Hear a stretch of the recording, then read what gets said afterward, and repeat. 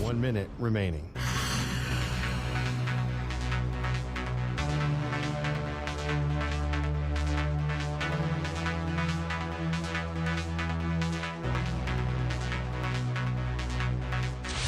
Five seconds remaining.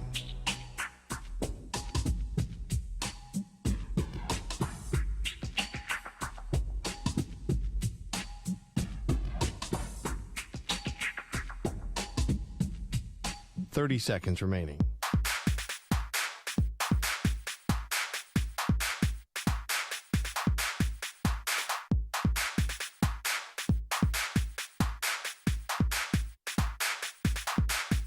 Fifteen seconds.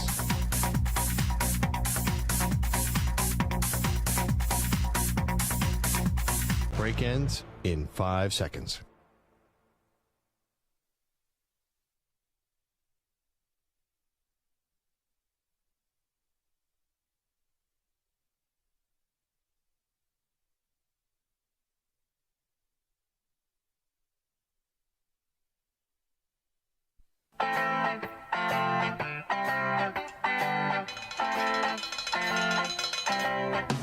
Jeffrey Howell in the chat says, got a little advice for me. Maggie, for your 40-yard dash at next year's draft, have someone attach a bag of gummies to a stick like they do at a dog track. See, that implies that I needed some kind of motivation. The motivation was to not embarrass myself, which I'm pretty sure I did. I had like a Fred Flintstone kind of wind up where I was like, like my feet were going, and then I took off. Yeah. Like you were fast feet. Next year, maybe, can we get you a coach or something? Somebody tell you how to get out of the blocks? How about just like a pair of shorts? Some sneakers, maybe. I gotta plan a little better for this thing. The upright running style, you have so much wind resistance. I told you, I'm taller than people think, so that's a whole 5'8". I'm like a parachute out there. They are Maggie and Perloff on CBS Sports Radio. Hate to start the show annoyed, but that's where we are today. Hey, welcome to Maggie and Perloff. Maggie Gray, Andrew Perloff, hanging out with you across the country on CBS Sports Radio. If you want to watch the show, youtube.com/CBS Sports Radio. Yeah, I'm annoyed. Perloff, I'm falling for the cheese in the mousetrap. I'm not happy. Why is that, Maggie? Because there's this argument that's sort of rolling around now in the sports world. And, I'll forgive you if this didn't get all the way to you. It's kind of like an insidery sports thing, but it bothers me to no end. There's this idea floating around that Josh Allen is not a good quarterback. Like, I can't tell you how offended I am by the mere premise. Wait. Yes. Wait. No one said he wasn't a good quarterback.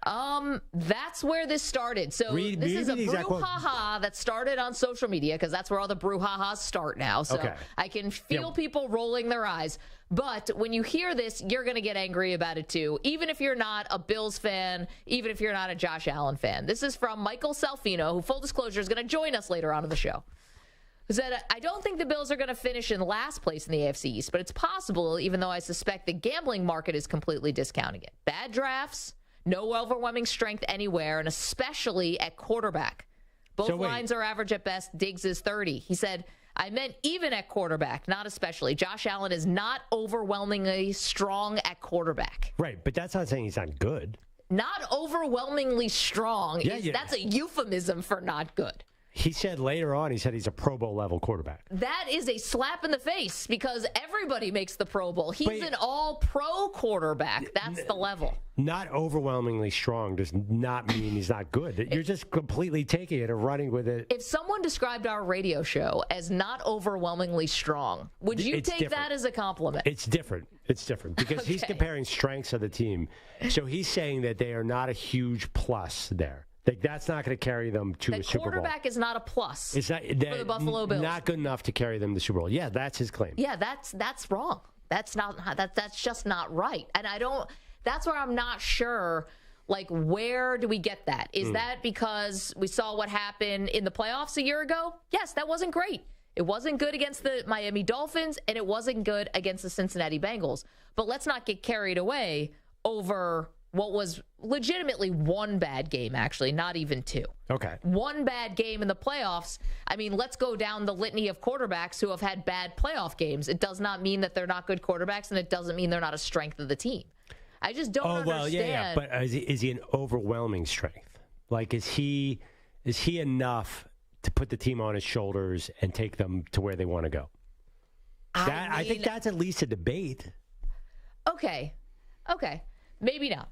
Maybe you want to even say that Josh Allen, would you say he's disappointed? I don't see how anyone could get to the conclusion that he has been a disappointment at quarterback or that he hasn't exceeded the expectations, which the expectations, even though he was drafted 7th overall, in that quarterback class of 2018, there were not many people out in front saying they thought Josh Allen was going to be the cream of the crop there. Oh, but you will admit he has his flaws. Okay, he has his flaws, but so does Tom Brady. I mean, so does Peyton Manning. Everyone has flaws. Do I think that Josh Allen can and will make a Super Bowl? Absolutely. Gosh.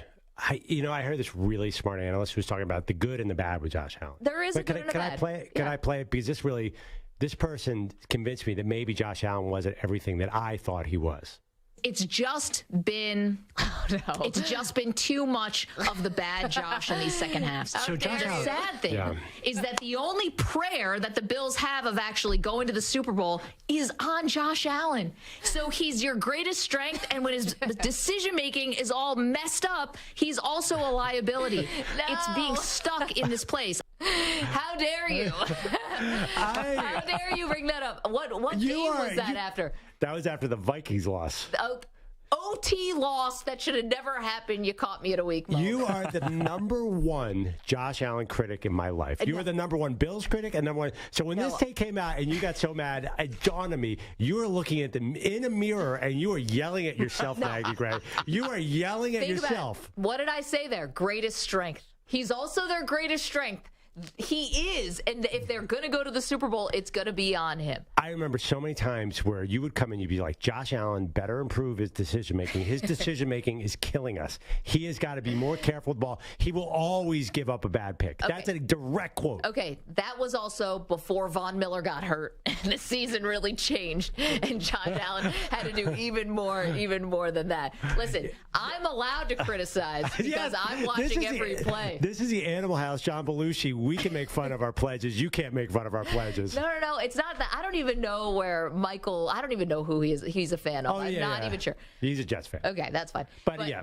It's not even. I didn't even know he could have been a Bills fan. Listen, there are people like me who can be critical of the team. It's like, because I'm so invested, you find that you're critical. But here I have to defend because even me in my lowest moment after that loss to the Vikings, which was like an all-time Vikings win. I mean, that was in overtime. That was by far 4th and 17 that they completed to Jefferson. Like, that was insane. That's not even in the top 15 of your all-time lowest Bills moments. And it's definitely the second lowest moment, because after the 13-second loss was your lowest moment. But that was not on Josh Allen. Okay, thank you. And so that was another criticism that came up, like, what is the Josh Allen signature win? Yeah, I actually have this question. What is the Josh Allen signature win? Well, I just want to point this out to the nerds out there.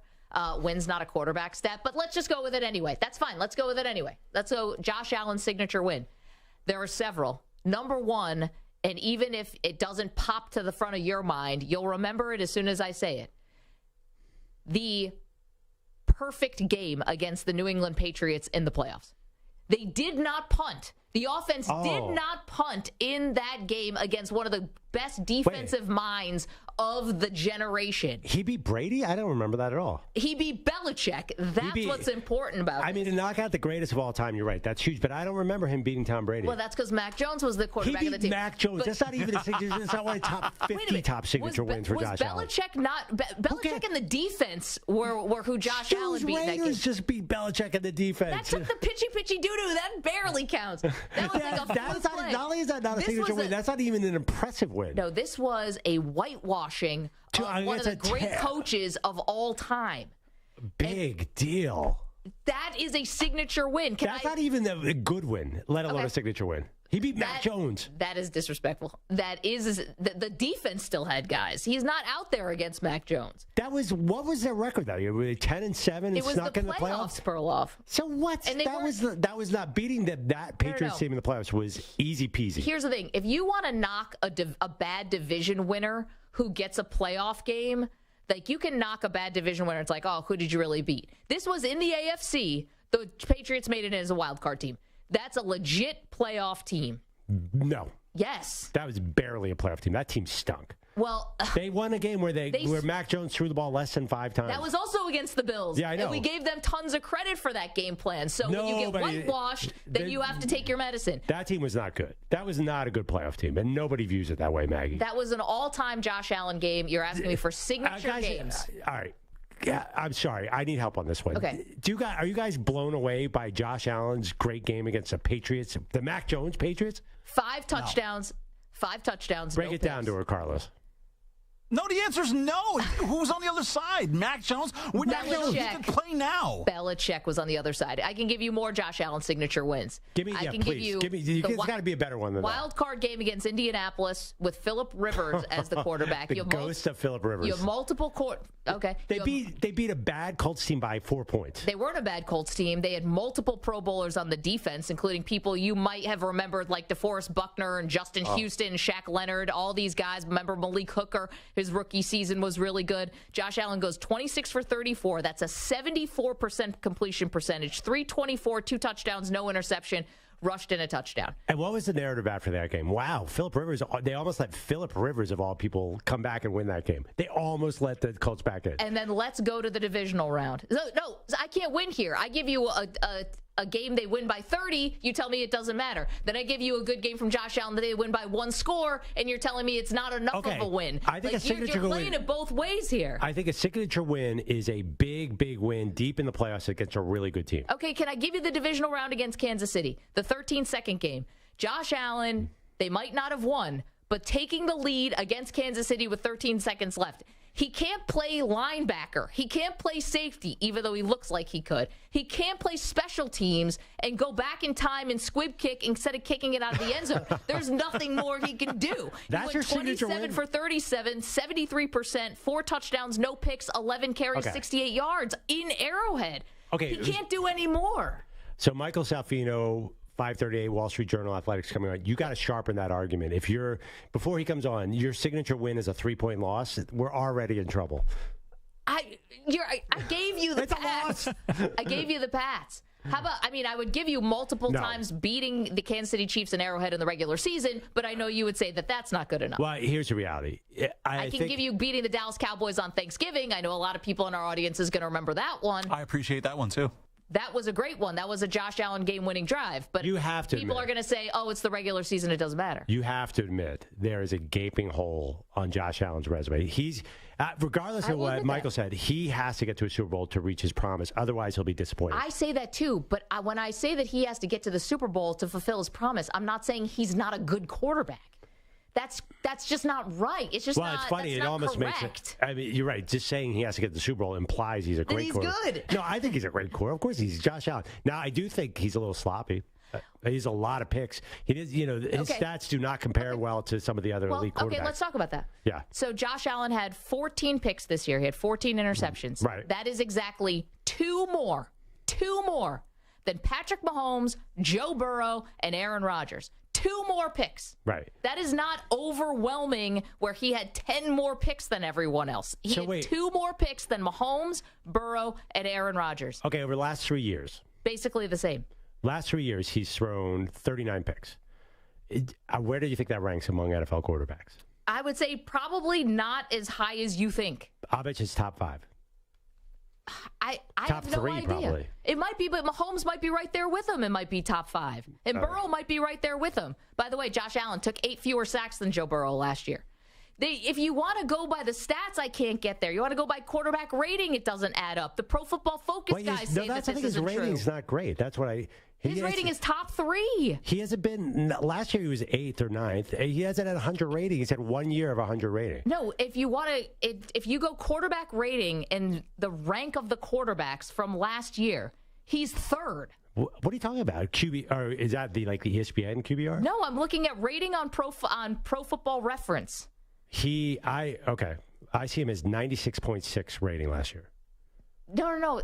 Okay, we can look at different stats. I don't want to stat everybody to death because that's going to get boring. That's where he falls apart. His passer rating isn't like Aaron Rodgers is. It's a little lower because he throws so many picks. But so many picks. I just told you he threw 2 fewer than Aaron Rodgers. But I think the thing with Josh Allen is you have to keep in mind the fumbles as well. He lost 5 fumbles last year. The fumbles can be bad, especially fumbles on the goal line. No doubt about it. You know who also had a terrible fumbling problem and has been able to fix it? You know who I'm going to say? Danny Dimes. It's not like these cannot be fixed, and it doesn't mean that he's not a good quarterback. It's like, I can't find anybody who would say he's not good. And we just did. And it doesn't add up to me. Say what? He's in the middle of the pack? I mean, listen, I know you criticized him earlier in the segment, but I think he can grow on you, Maggie. I know.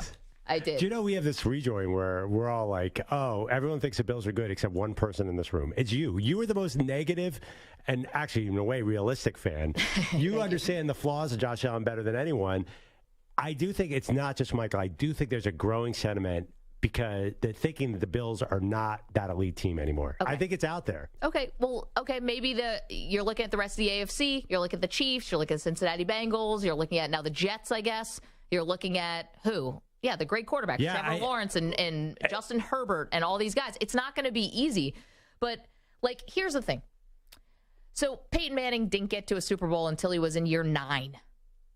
Did anyone think he wasn't good? He lost to the Jets 41-0 in the playoffs. Did anyone think that Peyton Manning wasn't good? Absolutely not. Well, Peyton Manning was, I was working in the business at the time, the most disappointing postseason player in any sport at all. He was, okay, but his playoff failures were such a gigantic topic. It was a huge issue. And no one thought he was a bad quarterback, though. And Josh Allen has had more success. Yeah, but Peyton Manning was leading the league in every category. He was a little more elite than Josh Allen. Okay, maybe a little bit more elite. That's fine. But if you had asked for signature wins up to year 8, you wouldn't have had them. But that was the big topic with Peyton Manning is he doesn't have that big win. That was way more than Josh Allen. Take what you're saying about Josh Allen, multiply by 50, and that's where people were. I know, with but Peyton I'm Manning. saying that's how warped this conversation is because Peyton Manning might have had those postseason failures, no one ever thought he was a bad quarterback. So you're throwing in my face that Josh Allen hasn't had this postseason moment yet. But that doesn't mean he's not a good quarterback. Yeah, of course he's a good quarterback. Argument. Michael did say, though, here's, I think, where the difference is. I think he's saying that they can't get to where they want to go with Josh Allen because he throws too many picks or something, or he needs to run too much. I think you're saying is they can get there. And I think that's what the difference is. And I got to be honest, I don't know. I'm not sure that the Super Bowl window's open. And you know why I think that? Because I've been sitting next to you for 2 years, and every day you're like, I think the window closed. 13 seconds. I think that was our shot. I did think that was the shot. And now the AFC is so loaded for bear. I worry about your Bills that maybe the opportunity passed. So that was their best shot so far. Right. That was their best shot so far. I do believe they would have beaten the Bengals. I think they would have beaten the Rams in the Super Bowl. I have no idea to know if that was true. I think they would have done that. So they've missed their best shot so far. Yeah, I totally agree with that, by the way.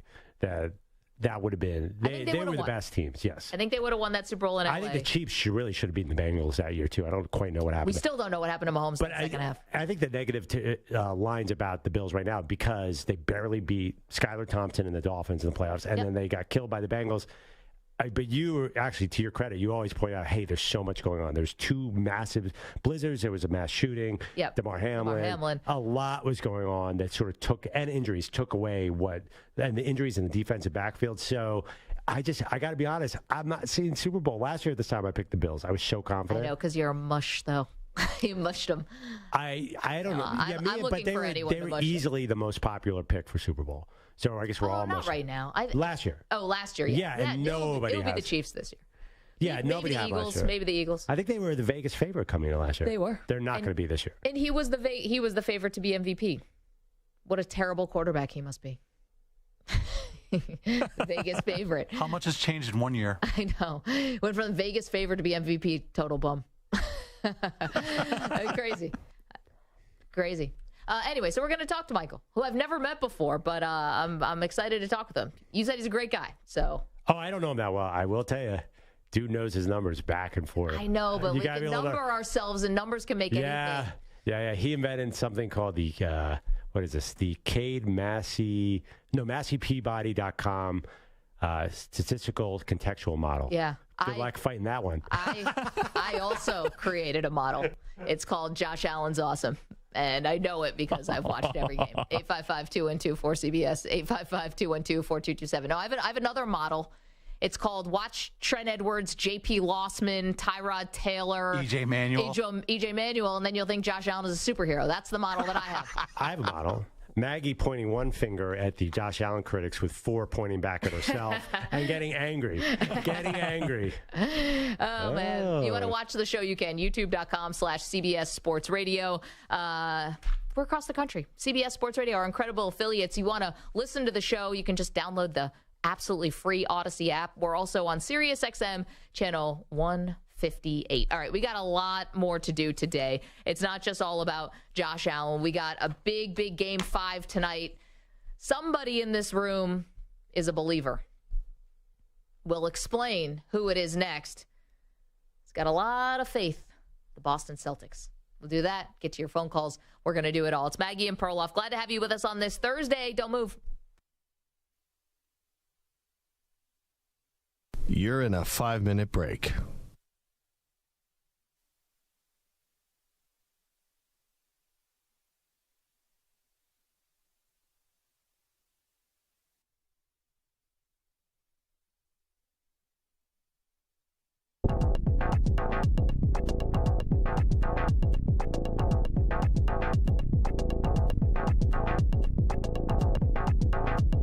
Four minutes, 30 seconds remaining.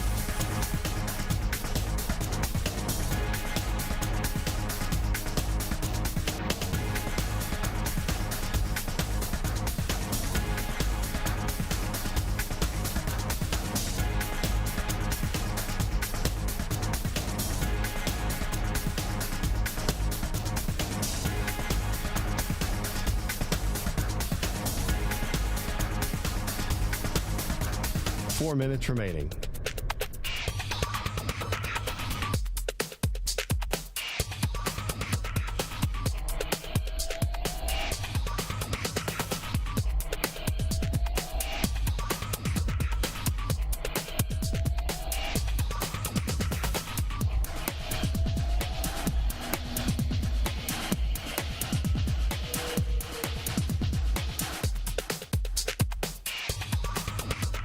Three minutes, 30 seconds remaining.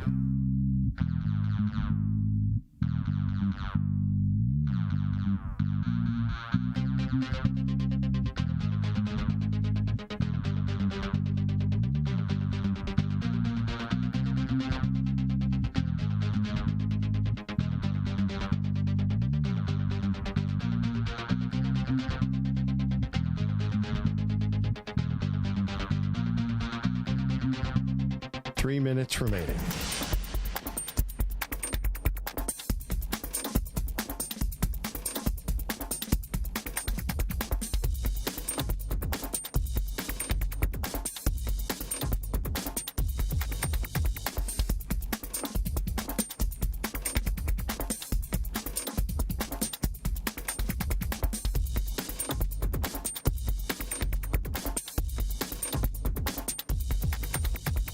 Two minutes, 30 seconds remaining.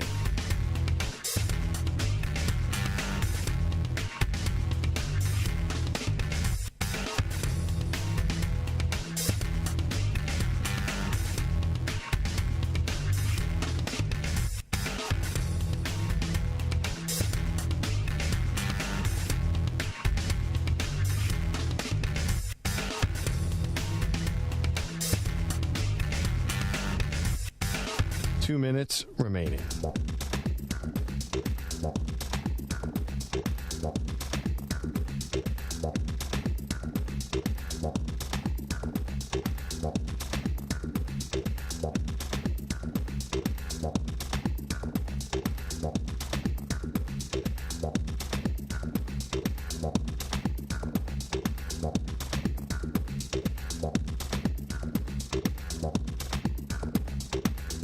One minute, 30 seconds remaining.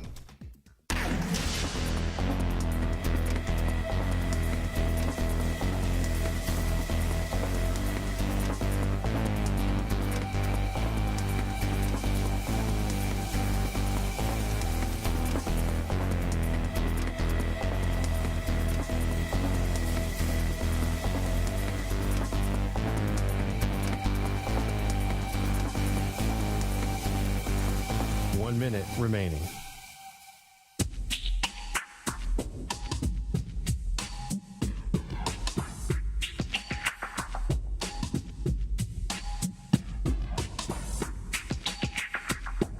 45 seconds remaining.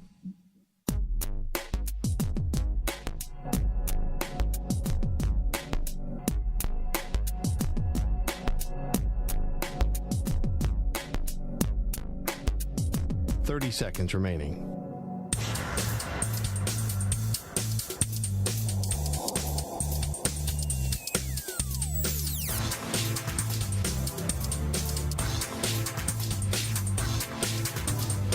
Seconds.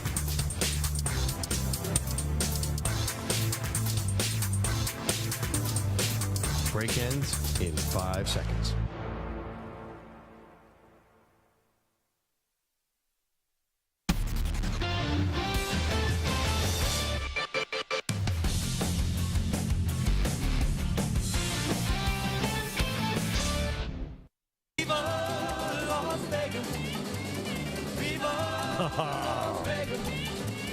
Yeah, Carlos. Welcome back to Maggie and Perloff. Our Music City theme continues. Obviously, today is Las Vegas, a little NHL action. So this Wait, is but the Hurricanes got eliminated last night, right? Yeah. You really expect me to look for Carolina? Wait, what's the?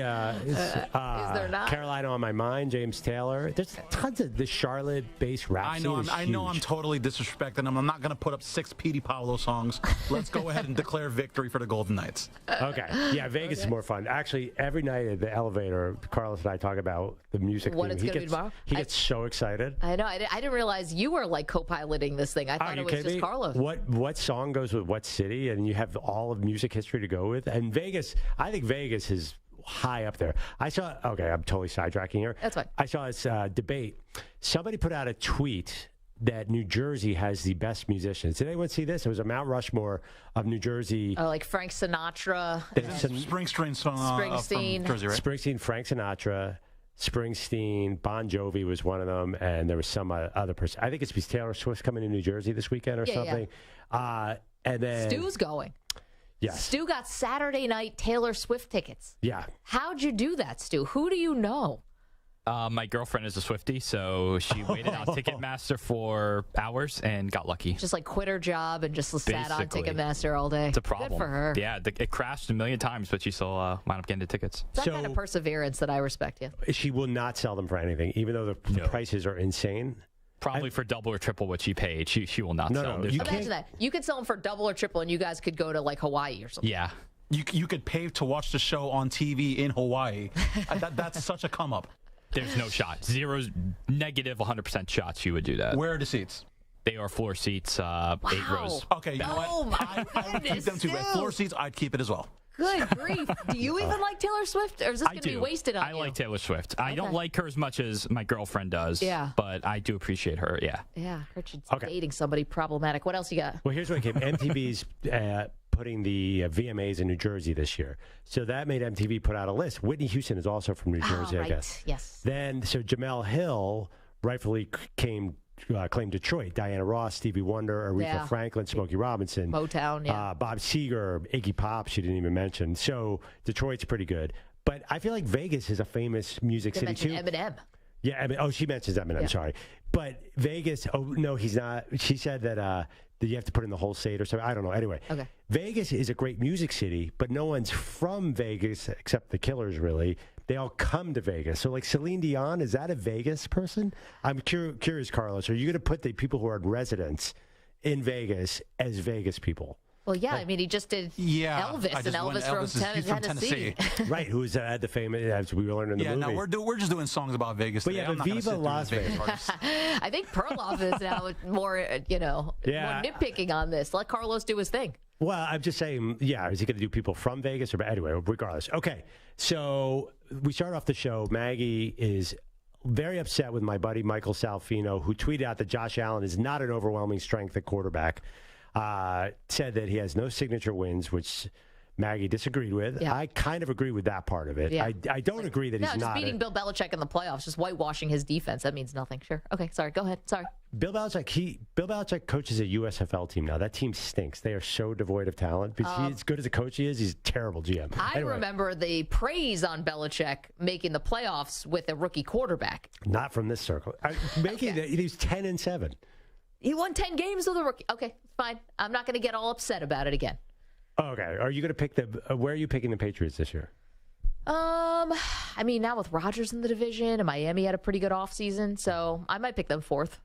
Yeah, I think that's a little... Which I think, honestly, will come back to bite me. I think, actually, that's a little high, even though I know there are 4 teams in the AFC East. Okay, they can't go lower. Yeah, I think more people actually understand this argument. Everyone thinks Josh Allen's good, but I think you're going too far to say that he is sort of won this big game and sort of capitalized. He's a strength of their team. He's a strength of their team. He's a strength of a team that 2 out of the last 3 years has won 13 games. So how can I say that he's not good? Is he good enough to win a Super Bowl? Well, we're going to find out. I mean, I'm hoping. I'm hoping and praying.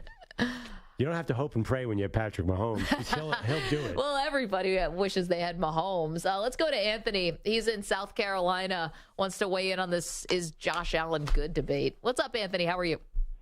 What's going on? We're great. How you doing? Listen, I listen to every radio sports show every day, and by far, I look for my 3 o'clock. I love you guys. You're the best thing. Thank you, buddy. I'm serious. With this whole Josh Allen thing, I think you're a little too, how do I say this, a little too much. I think he's a good quarterback, but I don't think he's that good. Yes, he's got potential, but bragging that his best game and highlight was beating Belichick, it's like saying we beat you in preseason, yay. Wait a minute, Anthony. Bill Belichick, as a defensive mind, still has the respect of everyone. I know Brady's gone. I know it's different. But let's not forget how feared Belichick is by everyone on the defensive side. And Allen led the offense, and they did not punt in the game. Wait, Anthony, yeah. Go ahead. I'm supposed to forget the last Anthony. 20 years of okay, hold on one second, Anthony. So let's do the Belichick-Brady debate. And by the way, what is this fear defensive mind? I don't understand. Who's afraid of the Patriots defense? It's not like they have the best defense in the NFL. How did Brady win the first 3 Super Bowls? That was 19 years ago. But was that not defense? That was defense and special teams. Okay, yeah. so and a little Brady, too. So let's have the Brady debate then. Because if you don't think that Belichick is that was not a big win or that means nothing or Belichick is whatever, lost his fastball, whatever you want to say, then give all the credit to Brady. Fine. But I know you don't think that. You don't think it's just Brady. No, I think it was a combo, but I don't think post Brady. I think Belichick's team started to fall apart even towards the end. The last team Brady had he looked around and said, "This team is terrible," and walked out the door. They're basically a 500 team. Okay, but and their defense is not scary to me at all. Okay, are they a top 5 defense? They might be. I don't know if they're top 5, but I bet they're not bottom. They're not middle of the pack or bottom. I'm sorry, Anthony. Do you have anything else you want to say?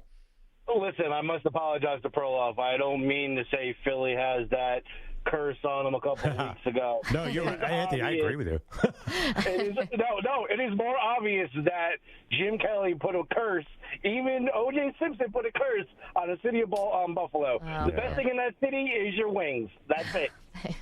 Yikes, Anthony. Got to bring O.J. into it. Thanks for nothing. All right, Charlie. Well, yes. This idea that the Buffalo football crowd is a big curse, it does feel that way sometimes. I was listening to old clips of you rip your team, and you're like, I can't believe we found a way to lose again. Okay, but here's the thing. When O.J. Simpson was running for the Bills, no one had any idea what he was about to do later in his life. That can't be it. This is like, no way. Listen, some curses I'll agree with. I don't think they deserve that one. You explain the Music City. Wait, Charlie is in Vancouver. Charlie, what's up? I just think that Josh Allen is one of the best quarterbacks in the league, and even if he weren't one of the best quarterbacks in the league, to ask if he's good enough to win a Super Bowl, man, there's been some pretty mediocre quarterbacks who have won Super Bowls. You can't put it on one guy. Goodness gracious. 80% of the teams in the NFL would say, yeah, give me that guy to try and win an NFL championship with, please. Because up in Seattle, we're trying to win it with a guy who's been out of the league for 8 years and comes back. You can go in San Francisco, they're trying to win it with a guy who's, a first or second year guy and great teams around him. You put Josh Allen in a San Francisco uniform, and all of a sudden, you're not asking if Josh Allen is good enough to win a Super Bowl. I guarantee it. Josh Allen can play left-handed and win a Super Bowl in San Francisco. I think that is a good point. Thank you for the phone call. Excellent points all around. Yeah, but then again, winning a Super Bowl with the Niners would not make you an elite quarterback. By definition. This Niners team. I mean, you could also be, listen, there's a reason why they traded up for Trey Lance. They thought that they were going to try to get an elite quarterback too. Or else they never would have traded 3 draft picks for him. They screwed that one up. They really missed the mark on that one. All right, 855-212-4CBS. We never got to the Celtics. Celtics, 8-point favorites tonight. I'm telling you, Maggie, it's all happening. It's all happening. NBA history is unfolding before our very eyes, and we're stuck on a Josh Allen debate, which I'd have it no other way. That is very on brand for this show. Yeah. You got, Celtics facing elimination, their entire future up in the air. No, let's talk about whether Josh Allen is good or not. Yeah. I was a little surprised, though, considering the Miami Heat are not your average 8th seed, that they are not like overwhelming favorites right now. If you look at the Vegas odds for the series, like they should be minus 1,000 right now. They're up 3-1 and they're only minus 250. They're 8-point dogs tonight. That's a huge spread. I know. I kind of get it though. I kind of get why they're dogs tonight because Tatum obviously got hot in the last game at towards the end, and like I bet that's going to carry over for one more game, and then Miami will win it at home in Game 6. Yeah, but Boston's better on the road, so that's a little bit of a twist here. Yeah. Gabe Vincent right now. What's the latest, Stu? Is that out? He's out, Carl? He's out, yes. I mean, listen, the guy was averaging like 15 points a game in this series. It's not nothing. Yeah, I mean, listen, they got a lot of players who have 2 first names or 2 last names. Duncan Robinson, Gabe Vincent, Caleb Martin. I don't know what that means. Yeah, Gabe Vincent. I'm just saying, like, they lost Tyler Hero, someone else stepped up. They lose Gabe Vincent, someone else steps up. Obviously, the Heat are still very dangerous. You forgot Oladipo, they also lost. Oh, yeah, but that feels like it was 3 seasons ago. Yeah. What the biggest fear for me in Miami, and I know we'll break it down later, what if Jimmy tweaks his back or something happens to Jimmy? Then I think then we're really talking about NBA history.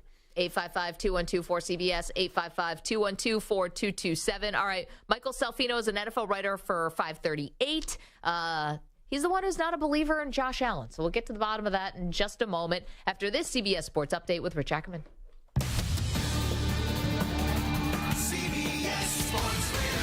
Sports Flash. Another Jimmy is sidelined. Jimmy Garoppolo not on the field with the Raiders for his OTAs, but that is not much of a surprise. What is new, though, the veteran quarterback reportedly needed an additional procedure on his injured left foot shortly after signing with the team in March. The Celtics franchise has made plenty of history and will now try to make some more. They host the Heat tonight, down 3-1 in the Eastern Conference Finals, but stayed alive with a win on Tuesday. Jason Tatum reemerged with 33 points, 11 rebounds, and 7 assists, and Boston at 50% from the floor, 40 from three-point range, and held the Heat to 8 for 32 from beyond the arc. And, of course, Miami will not have Gabe Vincent tonight due to a sprained ankle. The Vegas Golden Knights try to finish off the Dallas Stars and join the Florida Panthers in the Stanley Cup Finals. They hold a 3-0 series lead entering tonight's Game 4 in Dallas. The Stars will be without their captain, Jamie Benn, suspended 2 games for a cross-check in Game 3.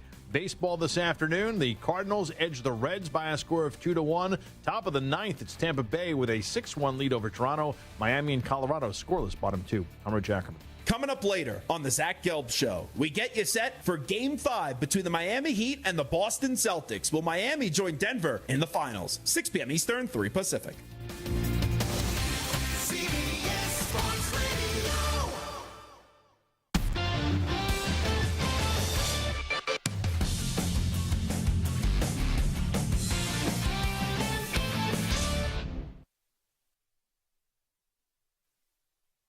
You're in a 5-minute break.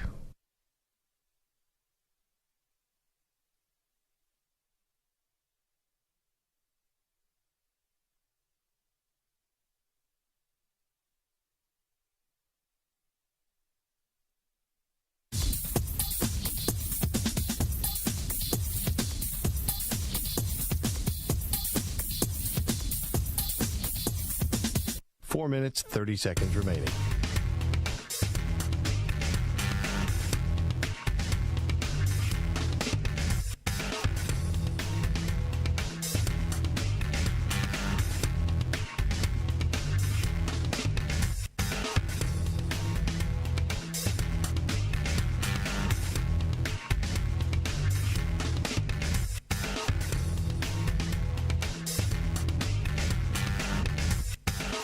4 minutes remaining.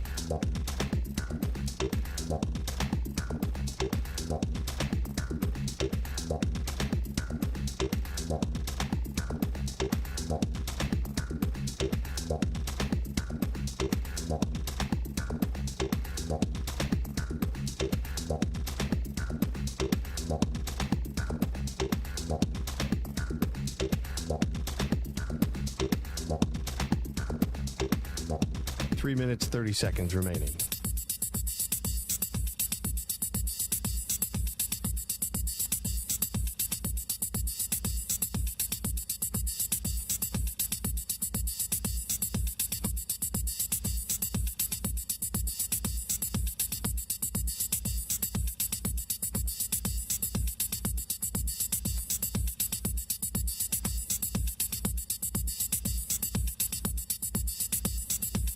Three minutes remaining.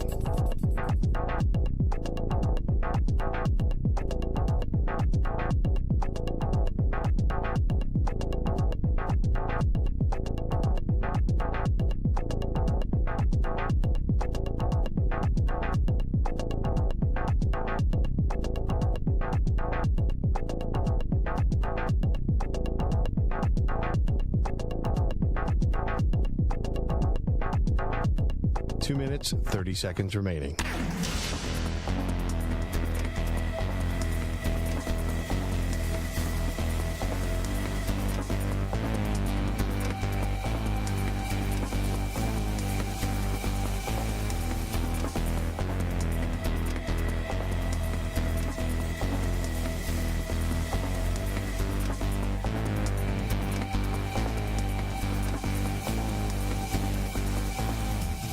Two minutes remaining.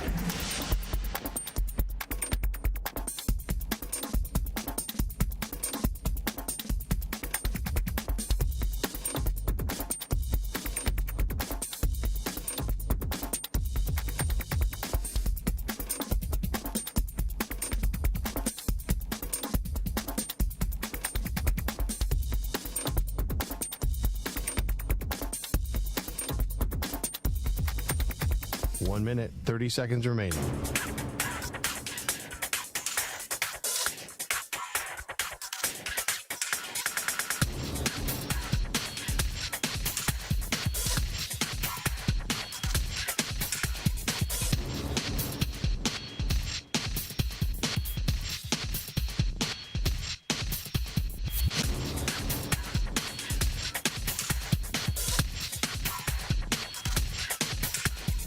One minute remaining.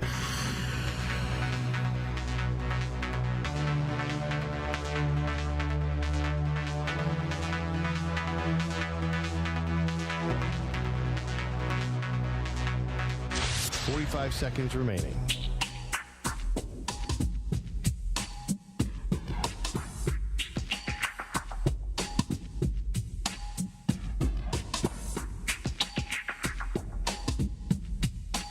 Seconds remaining.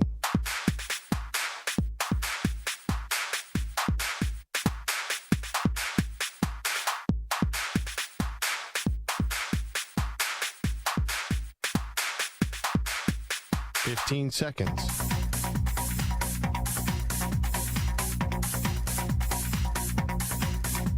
Break ends in 5 seconds.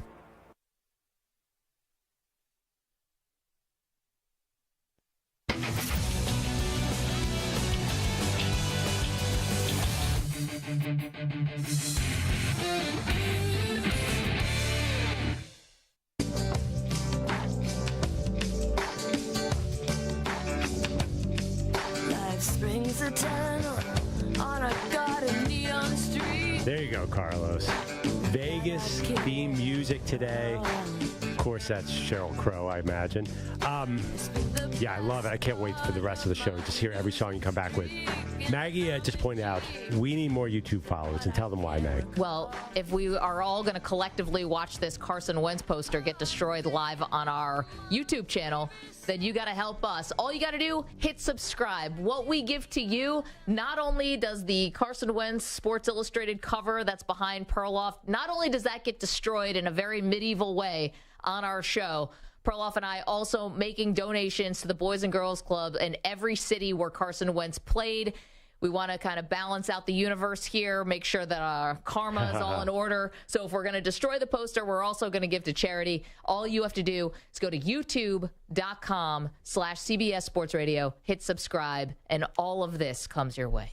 Okay, so all show we've been debating Josh Allen's eliteness, and that's all thanks to Michael Salfino, who's one of the best followers on Twitter, at Michael Salfino, Salfino, writes for The Athletic, writes fantasy football for The Athletic, writes for Tops, and he made one Maggie Gray very mad. Michael, how you doing?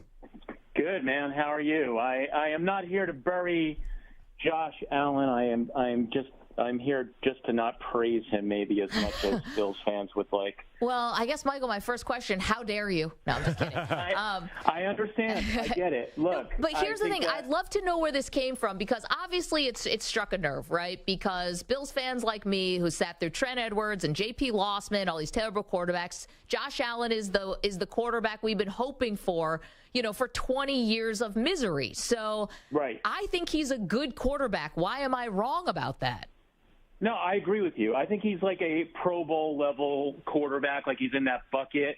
I don't think he's in that sort of MVP echelon, which was the point I was trying to make. And I think that the Bills, given my assessment of their roster, are going to need an MVP level quarterback to win, the 12 or 13 games that most of the experts project them to win, basically repeating their success last year. But the division is obviously much stronger. So that's the reason why I was making that point, that Josh Allen to me is a guy who can win games for you, but also can lose games for you far more than, the truly great quarterbacks don't if when they do lose a game due to their poor play, it's something shocking. I'm not shocked when that happens with Allen. And speaking as a Jets fan, oh, there we go. I have to say, I'm a longtime Jets fan. So Dan Marino scared me. Tom Brady, hated the dude, hate the Patriots. As a Jets fan, not professionally. Yeah. Tom Brady scared me. I'm not afraid of Josh Allen. I mean, listen, Josh Allen's good.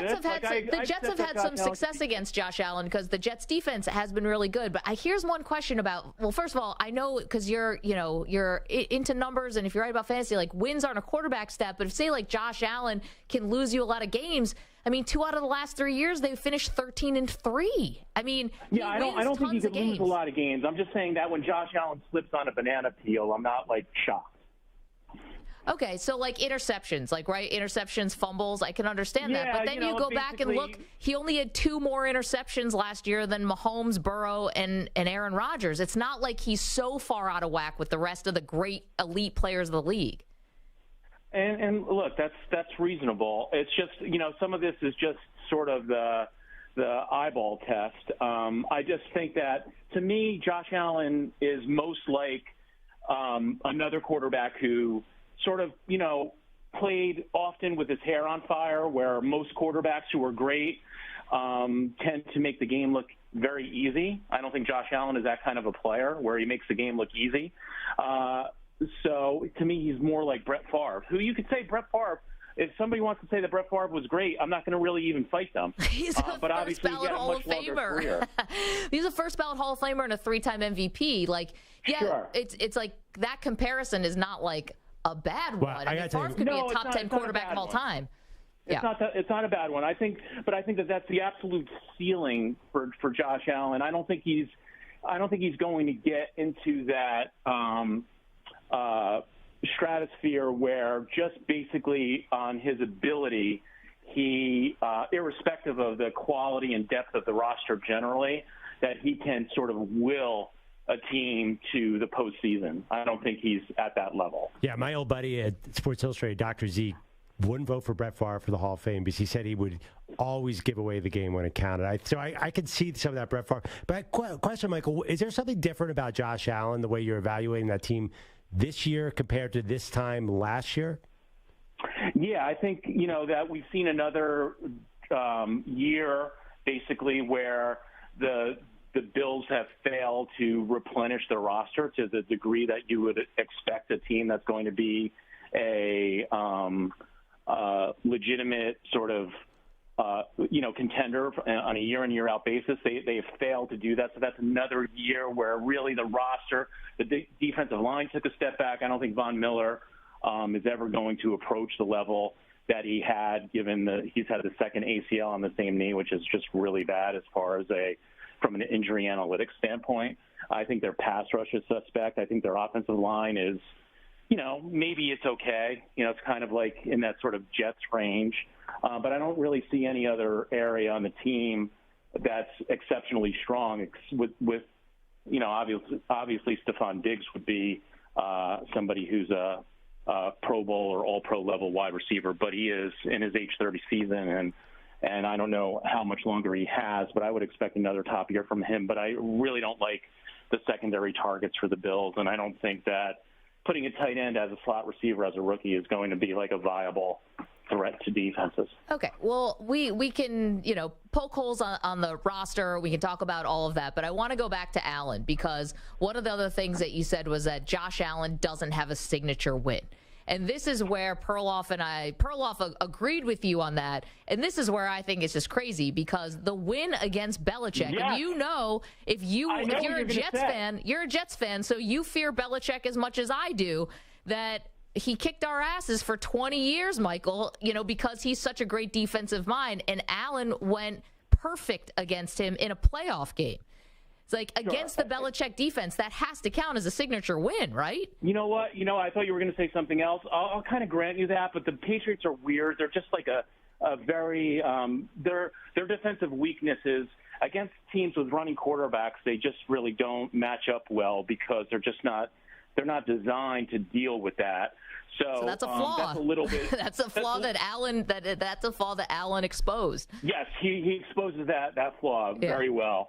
But to me, the signature win, if I was a Bills fan, what I would argue is the game that the coaching staff lost. Yeah, 13 seconds game. He beat the Chiefs. He beat Kansas City. That should be the signature win. Diggs and Gabe Davis beat the Chiefs, and that's a loss, guys. That's a loss. Okay, but he can't play safety and linebacker, and he doesn't decide whether you kick the ball as out of bounds or a squib kick. And so I think that counts as a signature moment. Maybe not, because you can't say it's a win. Obviously, they didn't win, but it's a signature moment. He's got that. I would say that. I think that's totally fair. Oh, my God. Stop wimping out here, Michael. I'm just saying, that's the best game of his life, man. He was amazing. So he's a good quarterback. With Mahomes. It was a heavyweight brawl. Because he's an elite quarterback. And the other part, too, is he's beaten Mahomes in Arrowhead the last 2 seasons. I know regular season, everyone's going to say, it doesn't matter. But we give it to Joe Burrow when he keeps beating Mahomes in the regular season and the postseason at times. I think he's got more than that, too. I mean, Perloff didn't agree with me. Well, signature win also beating Phillip Rivers with the Indianapolis Colts. I thought that was a great win. You know what, though? They should have actually lost that game. They should have lost the game against the Dolphins this year, which was inexcusable. Like, how do you almost lose that game? Okay, so a lot going on with the team at that point, but I think this is a little bit, that's what it's getting to. I think that the Bills looked really bad, and especially Josh Allen looked bad against the Cincinnati Bengals, right? So it's kind of like that's the last thing everybody saw was like a tough playoff run. Yeah. Where, they were up on the ropes against Miami, should have never happened, and then they lost to the Bengals. But I don't think that means, listen, Peyton Manning lost to the Jets 41-0. It's probably your greatest memory as a Jets fan to this moment. I was at that game. That doesn't mean Peyton Manning's a bad quarterback, though. No, and Chad Pennington ended up getting injured, or who knows how history would have been rewritten in the AFC East. But yeah, I get that. I think the point with Belichick is a fair one. I'm just noting the thing with Belichick's chronic struggles against running quarterbacks. But look, that's obviously a strength that he has. It's going to be interesting as Josh Allen ages to see whether he ages out of running the ball so proactively. Yeah, who knows? But that's probably something that if I was a Bills fan, I would root for. I think Allen, hurdling defenders and playing that kind of firebrand level of football is just not really in the best interest of the club. Yes. No, even the coaching staff is trying to tell him to stop doing stuff like that, but he's not going to listen. All right. Hey, I think quick, we can Michael. be friends, though, me and Michael. I think we can work this out. Yeah, I think both... we have more in common than we do. Exactly. And I was just making the point basically to just assess the AFC East. Like, I just don't think that the Bills are as big a favorite as the gambling market seems to think. I think it's pretty close between the Bills and the Jets and the Dolphins. Oh, that's what I was going to say. We got a break, Michael, but you who do you pick right now on the spot? Who wins the AFC East? Well, look, I think the best defense by far in the division is the Jets, and I think that Rodgers gives you a very high floor at quarterback. So when the Jets last year scored more than one offensive touchdown, they were 6-2. I'm pretty sure that Aaron Rodgers is going to figure out a way to score 2 offensive touchdowns most weeks. Thanks, Michael. Right, Michael Salfino, you can check him out. The Athletic, fantastic. And I think we got to the bottom of that, so I think we can move on. There was a secret offseason foot surgery for one quarterback, so why does it matter? We'll tell you about that next. Don't move. Maggie and Perloff, CBS Sports Radio.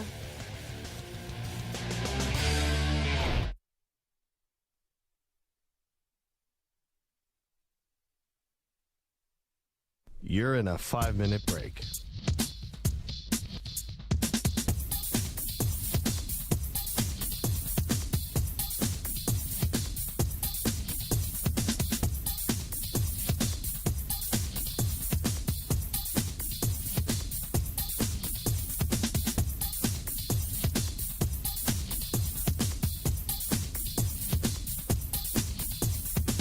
Four minutes, 30 seconds remaining.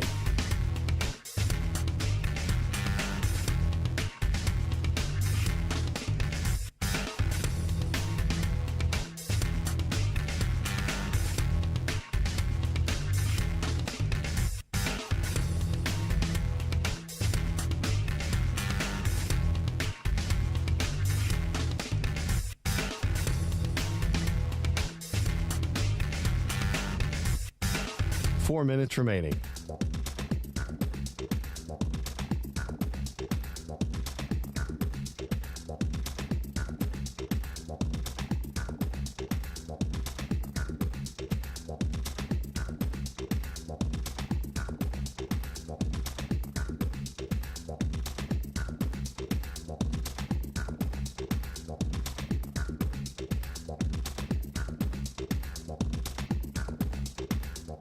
Three minutes, 30 seconds remaining.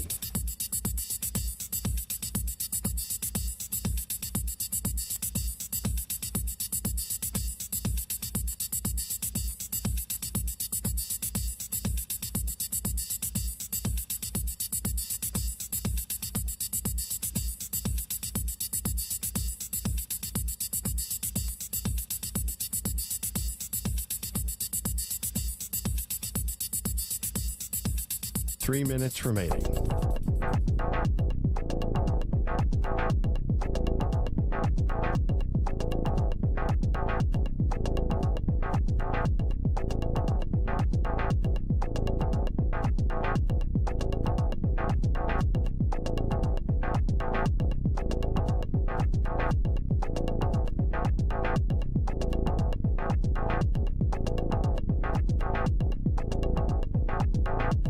Two minutes, 30 seconds remaining.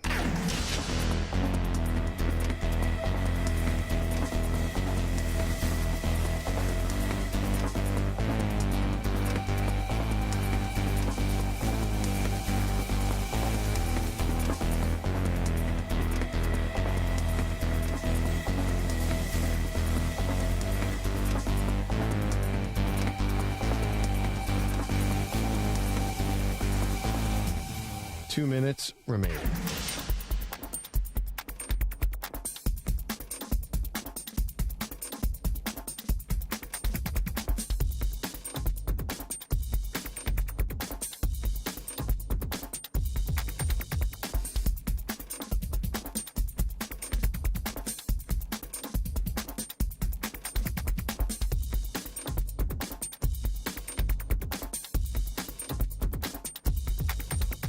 One minute, 30 seconds remaining.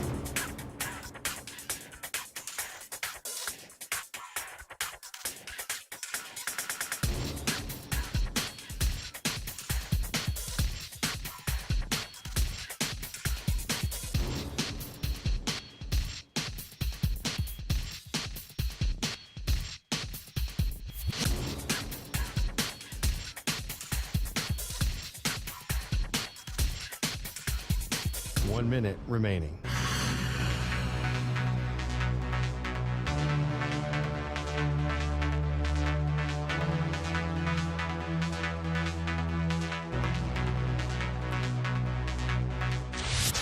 Seconds remaining.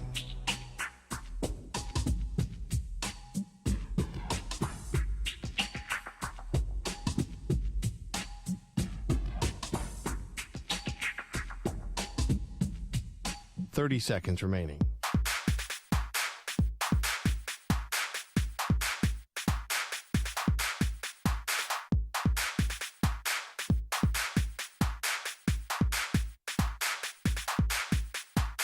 Seconds.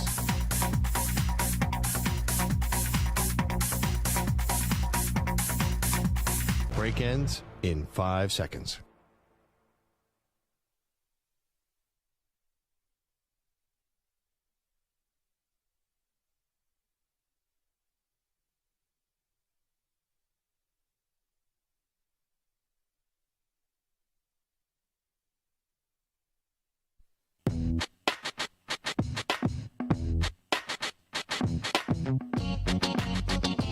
If you're just joining us, Perloff is putting the finishing touches on 16 ounces of peanut butter. The man is a legend. Got the closer spoon, and Andrew Perloff, like Usain Bolt, cruising to the finish line. Last bite. I flew way too close to the sun. Now I'm about to throw up all over the sun. Something feels wrong. Yeah. Oh. Something looks wrong. I don't feel well. Ooh.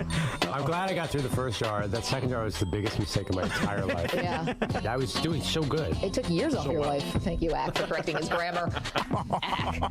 Ack, honestly, I can choose which way to throw up, and I'm definitely going to look at so stop talking. They are Maggie and Perloff on CBS Sports Radio. Great moments in Maggie and Perloff history. So glad to have you on this Thursday. Very busy. Lots and lots to do here today on the Maggie and Perloff show. We've got a Game 5 tonight between Boston and Miami. Perloff is feeling crazy confident about the Boston Celtics. Is this just about tonight or in the series, or how deep does this confidence go? No, not crazy confident. I think this is really a great chance for them to become the first team to come back from 3-0. A couple things, because of the health of Miami and because lack the fact, of health. Right, the lack of health, the health issues with Miami, and the fact that Boston has a talent edge here. So it seems like the right kind of circumstances for some miracle to happen. Because Miami is small, they're undrafted. I mean, they have all the things working against them. All the reasons we never picked them to win it this year in the first place are still there. And now you got injuries on top of that. I'm telling you, one slight tweak to Jimmy Butler's ankle, and we're talking about possible NBA history. I know that's a big if. One slight tweak to Jason Tatum's ankle, and that's it. Like, who's more valuable? Jimmy's way more valuable to the Heat than Tatum is to the Celtics. Well, yes, but that's the thing, right? It's like, yes, if the best player gets hurt on either side, then the odds that the other team's going to win, I think, go down a lot. But I guess, like, what I would counter with is, are you sure that Tatum, who is a great player, but is a streaky shooter, can he actually pull this together for 3 straight games now? Because they need him to be awesome. They don't need 50 points from Jason Tatum to win. I mean, they've won a lot of games. In fact, a lot of the games where he's been the high scorer have been slightly dicey. I mean, he had that 50-point game against Sixers. They definitely don't need that. I'd be curious. How many is he average in wins? It can't possibly be 42 points. Well, no, it's not every day that he's going to set records for things like that. But if they're going to keep their hopes alive, it's got to be on Tatum. Like, it's going to be the Al Horford game tonight? Like, it's going to be the Jaylen Brown game? No, it's got to be Tatum. They have so many more weapons than Miami. Miami's Jimmy or die. I mean, well, but that's not really true, right? Because that's why this is a game. Yes, Jimmy is the most important person in the series for either team. But you surround Jimmy with 3-point shooters. You've got Bam Adebayo, so it's not like they have no size. And so that's the formula. I mean, that's what's worked. Yeah. They in the Sixers series, Jason Tatum scored 7 points in one win, scored 27 in another, and scored 19 in another. They have other guys. The Celtics are not. I know, but they had the mental edge over the 76ers. Not really. They went to 7 games. I know, but I'm just saying, like, and Atlanta too. He had some ho-hum games and wins. It helps. I mean, the Celtics, I think 1 to 10 have a lot more going on than the Heat. The Heat seem really thin right now. They have to. They've lost so many players. They've lost a lot of players. I give them the coaching edge. I give the mental edge to Miami. You got to always give it to Miami because Jimmy's undeniable. Yeah. And with a 3-1 lead, they smell blood. Yeah. Well, we'll see. We will see. Okay, 3-1 lead. I can see tonight, though. Boston. I mean, they're an 8-point favorite according to the sports books. Yeah. It's a heavy favorite at home where they have not been good. They've been basically 500. Right. If they make it 3-2, it's a totally different complexion. Then all of a sudden there's so much pressure on Miami, and everyone's talking about this history, and everyone's talking about the 0-4 Red Sox coming back from 3-0. You know it's going to be the big topic because there's nothing else going on. The West is over. All people are going to be focused on is can Boston do this? Okay, I think that if it gets to 3-3, then we're talking about that. I think at 3-2, I think Miami's still confident. I don't think they feel that kind of crazy pressure like, we're going to choke this away at home. I don't think that. 3-3. I mean, it's only happened 3 times in the history of the NBA that it's gotten to even 3-3. I don't think that's going to happen here. I do think Miami finishes them off. Okay, you like Boston probably tonight, then Miami in Game 6. I kind of like Miami tonight too. I don't know. Boston hasn't handled pressure very well. No, Boston's not a great team because either. The 76ers, to be honest, they kind of no-showed in that Game 7. I think Boston got super hot, too. All of a sudden, when Derek White starts draining threes and Al Horford, I mean, if their role players get hot, they're very hard to beat. I don't know what's going to happen here. I don't think Boston's that great a team either. They're not that. First of all, either team is going to get slaughtered by the Nuggets. That you and I can agree on. I mean, the Nuggets are just so much bigger and more talented than I think Boston or Miami. No, they'd have to hope that what happens in baseball sometimes when one team has to sit while the other series finishes and everyone gets rusty. That doesn't happen in the NBA. Everyone's happy to get the rest in the NBA. Tell me how, I'm sorry, I'm getting way ahead of how the front line of Michael Porter Jr., Aaron Gordon, and Nikola Jokic at 7 foot, 6'11", 6'9". Who's covering all those guys for Boston and Miami? Miami's got a bunch of 6'5" guys, and Boston has one big guy. I know, but listen, Miami's been doing it this whole time. The Sixers had more size. Yeah, I know. The Sixers are mentally weak, though. So it just seems to me like somebody's getting set up for the slaughter in the finals. It's possible. It could just be Jokic's time. Let's get to Aaron Rodgers. What the is Aaron Rodgers up to today? Tons. This dude is everywhere. Even more so than the Green Bay. I think Rodgers is just he's like wallpaper now in our homes, He's constantly there. Yeah. Let's get to it. So he was doing an interview with Adam Shine, our friend, who we love. And he was talking about what else going to see Taylor Swift this weekend. Oh, for sure. Of course. That's amazing. That's amazing. Yeah. Now, are you a Swiftie or that's just an event? I mean, listen, I got a 15-year-old and a 12-year-old daughter. I mean, they're obsessed. I love Taylor Swift. Yeah, I'm a fan. I'm a big fan. Could have seen that coming, though. Of course, I think they're probably going to start dating at some point. I mean, she's on tour for a while, but couldn't you see Aaron Rodgers dating Taylor Swift? Am I off on this? Is he a lot older than her? No, I don't think. She's 30, right? And he's 38. Yeah, but she seems a little normal for him, to be totally honest. The biggest pop star in the world. He would write songs about her during the breakup. What's that? He would write songs about her for the breakup, not the other way around. Yes. Did you see Aaron Rodgers has an album now? He's just... I can't believe he didn't move to New York earlier. He seems obsessed with becoming a Joe Rogan character and becoming a podcaster or a game show host. I feel like it's probably a fever pitch to get a TV job 3 years ago. Now that he's in New York, it's going to be all he thinks about. Do you think that's what this is all about? Yes. I think it's about something. I think he likes the team. I think he did scout the team and thinks that he has a chance to win here. But I think this was intentional too. He wants to be here. What do you think he wants to do? Because to me, I think when he does these interviews and talks about New York and the spread, I think he wants a Joe Rogan podcast. I think that's his new number one. Yeah, but Rogan isn't in New York. He's LA, right? Well, no, not because of New York. I'm just saying the publicity. I think for a while he wanted to host Jeopardy. And I think that could still be on the table. I think he wasn't good enough. I think that was a fail on him. He had a week. Yeah, I remember him being pretty good. Really? I did not hear the same reviews. I liked him. He was a little wooden. Well, I mean, everyone's got to ease into it. How are we on our first week on the job? Not like we are now. Seasoned, awesome radio veterans. That Jeopardy job might be open again. Who knows? I know. It's not like those guys have been killing it. Have you heard him talk about Jeopardy at all lately? He talked about it every day for 5 years. I know, because he was basically holding the organization hostage for another $60 million. Yeah, honestly, it's a Jeopardy-like move. You guys Very watch. Smart. You guys watch. First of all, I'll get $50 million from Fox or whatever to do games. He's going to have a podcast, and he's going to think he's going to be the number one podcaster in the world. That's going to be tough. More from Rodgers about why he thinks it would be special if he can win in New York. You see just the reaction from the Mets fans was so incredible during that time. And just you realize how special it would be to win a championship anywhere, obviously, but I think especially here in New York with the team that hasn't been in the playoffs in 12 years and obviously hasn't been back to the Super Bowl since Broadway Joe.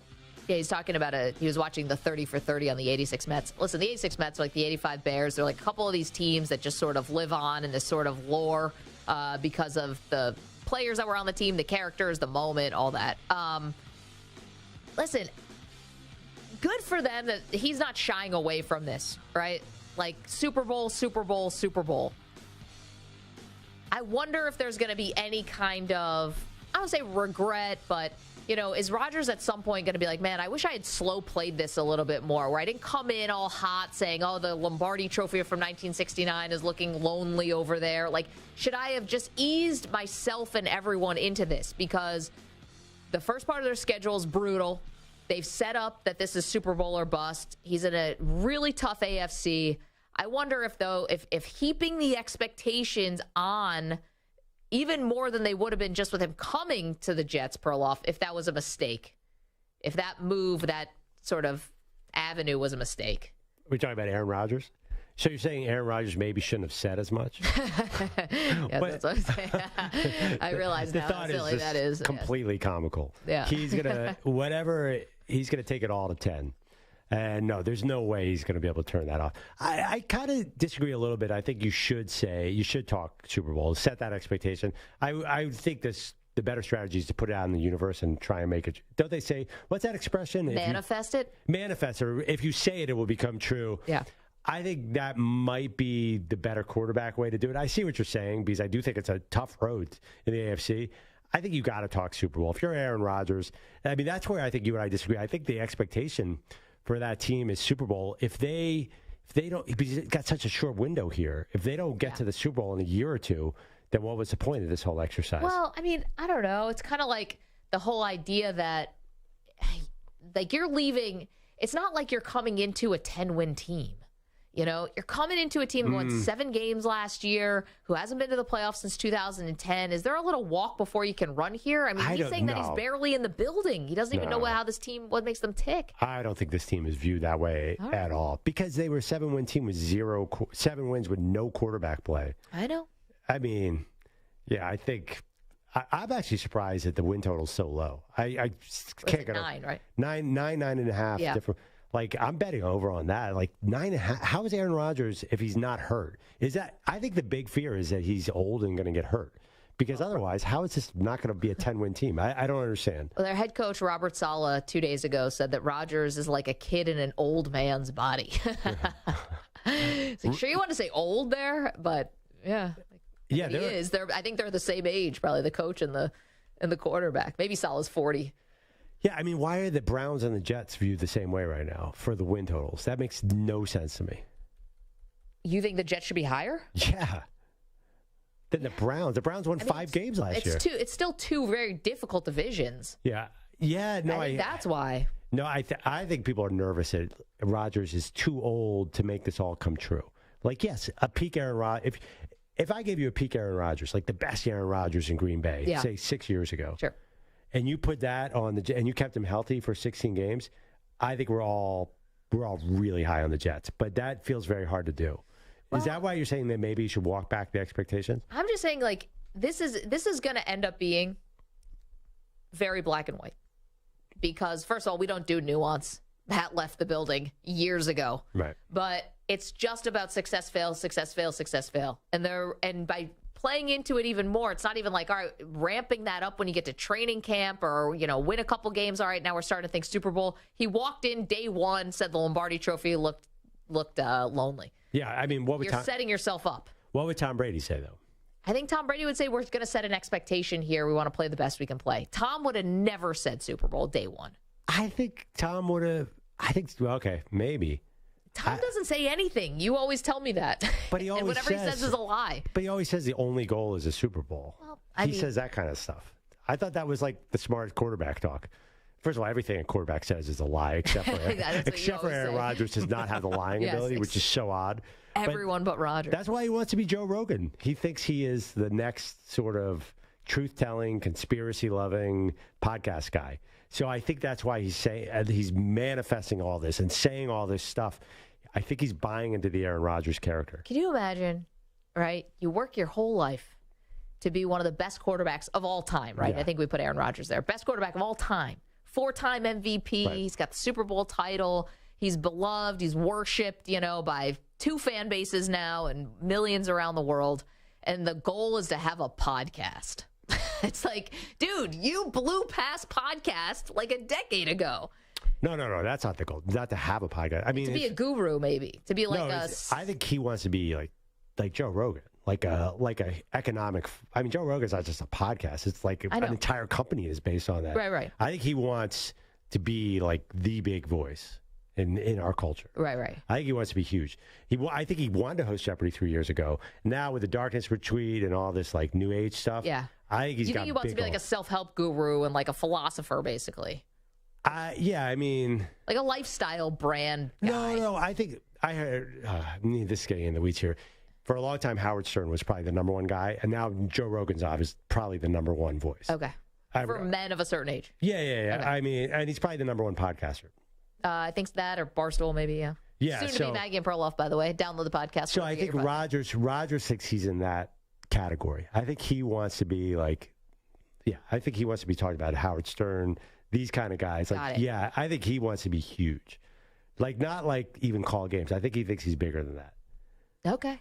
I mean, I think he's probably bigger than that, too. Yeah, I mean... he wants to be almost like a Barkley, where everything you say makes news and people are asking you about stuff far out of your lane. Great analogy. Yes. Okay. I think that is what he's setting up here. Do you think he's funny enough and interesting enough to be that? Well, that's the thing. Rogan, let's think about the background here. The guy was a stand-up comedian. And he's got the whole UFC thing also. So he's got multiple streams where people know him and like him. Yeah, I think Rodgers has big, big goals. And I think he's loving this New York attention. I think he's saying to himself, why did I move here 5 years ago? Don't you get that? I mean, this is a dude, by the way, who talked about how many times he wipes his butt in a darkness retreat. He is definitely on a non-football. Remember that? He's on along with his football journey, there's a non-football journey going on here that is pretty weird. What else is out there? Okay, so he's done the ayahuasca. He's done the darkness retreat. What other weird, wackadoo stuff is there out to do? Does anyone know? Where do you even go from here? He's done, cleanses and all that stuff. You mean he was dating a witch? I mean, but who isn't these Astrology. Days? That, okay. Microdosing. Does he microdose? I just assume. I mean, he looks so happy. We're going to find him in Tibet next year. That's what I'm wondering. What's next? He's already met the Dalai Lama. That happened a decade ago. Where else can he go? He has to be the Dalai Lama now. It's not enough to meet the Dalai Lama. Somehow he has to be next in line. I can't see him. That's a goal. I can't see him disappearing on a meditation retreat for 3 years and being quiet. That's not him. I think he has to share the wealth of his knowledge. How's he going to top the darkness and the ayahuasca? He's speaking at a psychedelic conference in June in Boulder. He will find a way. Or Denver, I think. He will find a way. This is just the beginning of his spiritual journey. See, I like Tom Brady.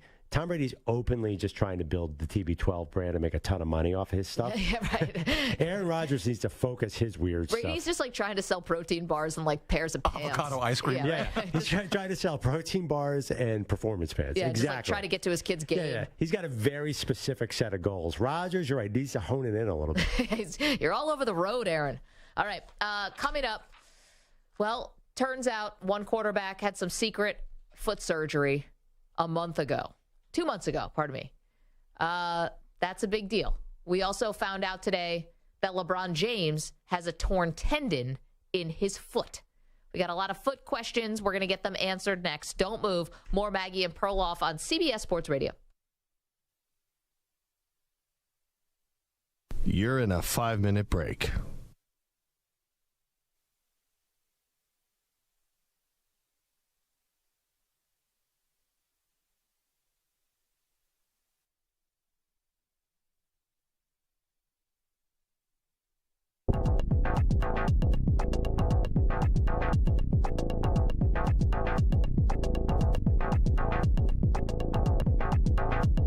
4 minutes, 30 seconds remaining.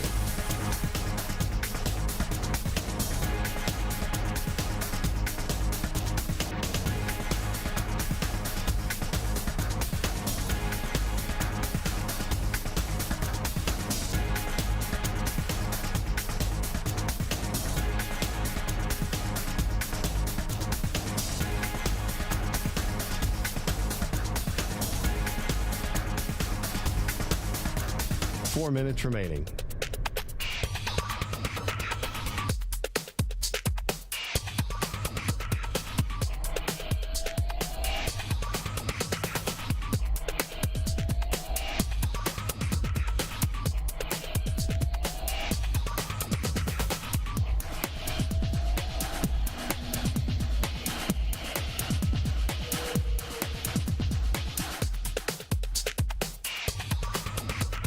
Three minutes, 30 seconds remaining.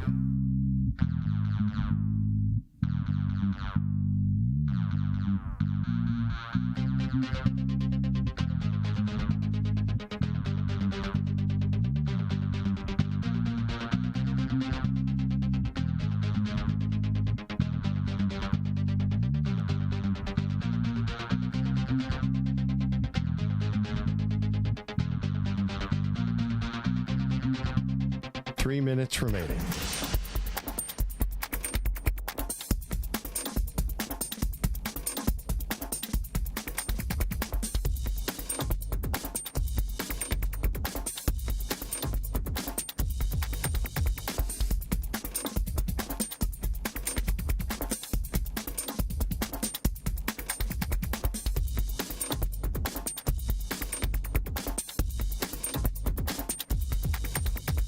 Two minutes, 30 seconds remaining.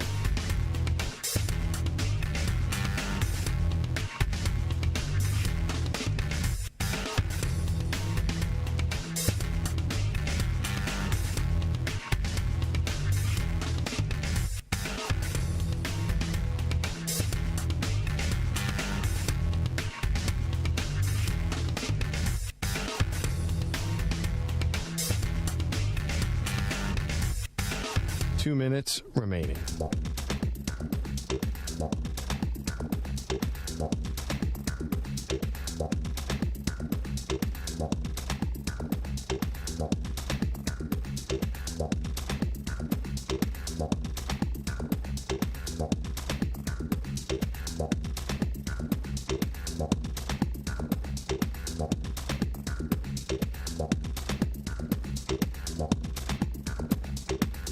One minute, 30 seconds remaining.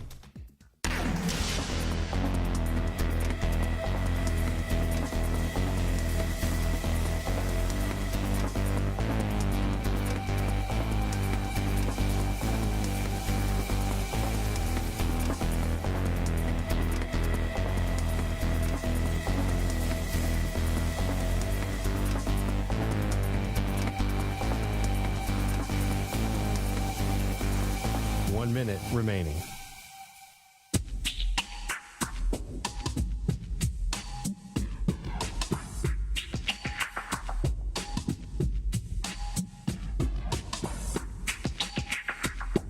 Forty-five seconds remaining.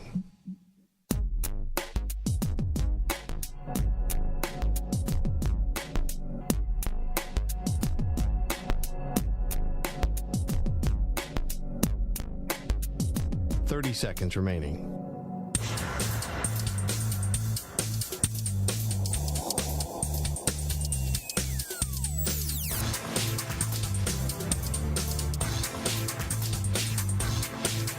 Fifteen seconds.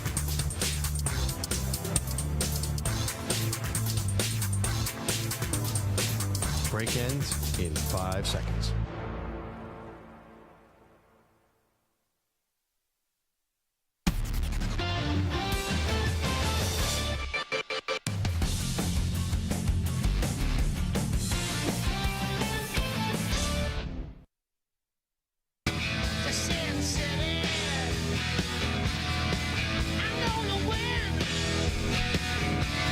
Welcome back to Maggie and Perloff. Oh, I actually had no idea who that was. That's AC/DC. AC/DC? Oh, yeah. That's the voice. doing Las Vegas themed songs today. Carlos, man, you're the DJ here. I know. Is there any city that you think you could not do it all? You didn't do Carolina today. So, yeah, that's not a city. It's a state, technically, so I'll say Carolina for now. I am actually surprised at you. I mean, aren't there like a couple songs with Carolina in the name? Carolina on my mind? Yeah. You don't strike me as a James Taylor guy, though. I am definitely not a James. You were right about that. 855-212-4CBS. No, Las Vegas it is. 855-212-4227. We'll get to the Raiders in just a moment. But first, Kevin is in Chicago. He's got a thought on the Nuggets in the NBA Finals. Hey, Kevin, how are you? What's going on, guys? Thanks for taking my call. The talk of the town is the media coverage regarding the Nuggets and Jokic. Okay. And we heard Michael Malone kind of touch on it, and J.J. Redick had a response. And I just think the narrative is, well, they're boring. It's a small market town. They're not interesting, this and that. And I feel like, wait, you guys are supposed to be journalists. You don't cover what's supposed to be boring or whatnot. You're supposed to cover the facts, report the facts. And the facts are Nuggets are on a tear, not on LeBron's supposed retirement or talk about John Morant for the 30th time. Sure. I feel like that's my point. What do you guys touch on that? I'll leave you to it. Yep. And Kevin, thank you for the call. Heard this refrain a lot, that the media is not giving the Nuggets like their fair share. And so I guess as a media member, we're forced to respond to this. Number one, I would say, I don't know how people can say that Jokic doesn't get a lot of attention when he's won 2 out of the last 3 MVPs. I mean, now what more do you want? Here's the thing. It takes 2 to tango here. We play cuts of Aaron Rodgers every single day. You want to know why? Because Aaron Rodgers talks in a microphone every single day and gives us stuff. Jokic, we don't get anything. We don't know this guy. He has a great story. I wish that we could. He has to let us in a little bit more, too, because there's only so much we can just talk about what we see on the floor and like his box score.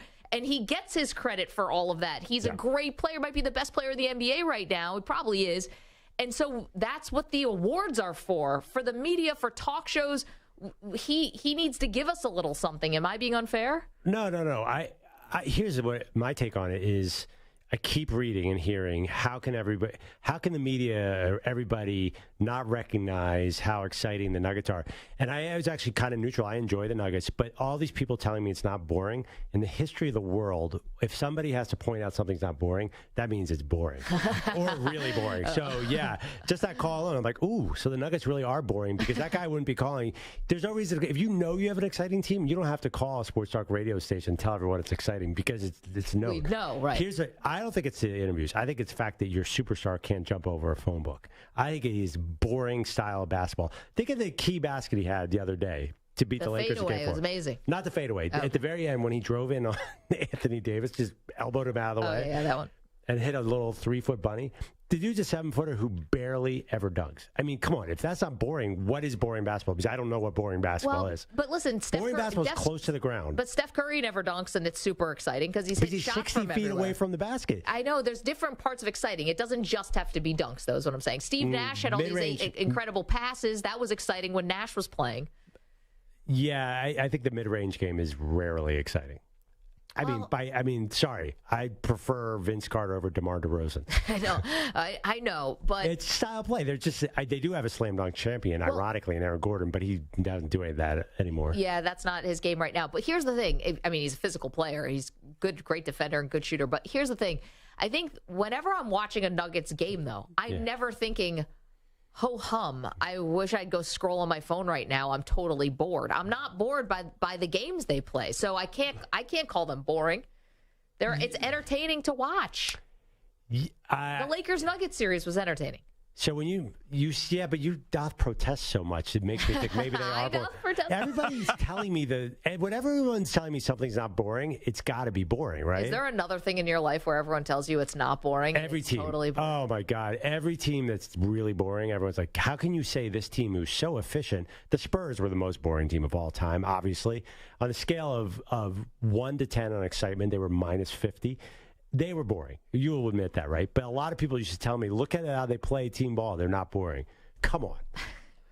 Thomas L's in the chat said the Nuggets beat guy was on the radio this morning telling fabulous stories about the Joker, including the Steve Miller Band contacting him. I mean, that's cool. The brothers are cool. Listen, the first thing that he does, and this is not a criticism, I'm just saying, the first thing that he does after every season is gets on a plane and goes back to Serbia and lives on a farm for 3 months. That's awesome. That can be your prerogative. That is great. But I bet you if we gave truth serum to Adam Silver, he wishes that he was like around more, because like the guy is charming, you know. You think his personality, his lack of Tim Duncan was all-time great. We did not talk about the Spurs as much in the media. I think because Duncan, it was just. No, because his game is boring. Not because of the interview. It has nothing to do with the interviews. I don't care if you love our person. No, it's the game. I don't know. I could tell you it's definitely the person.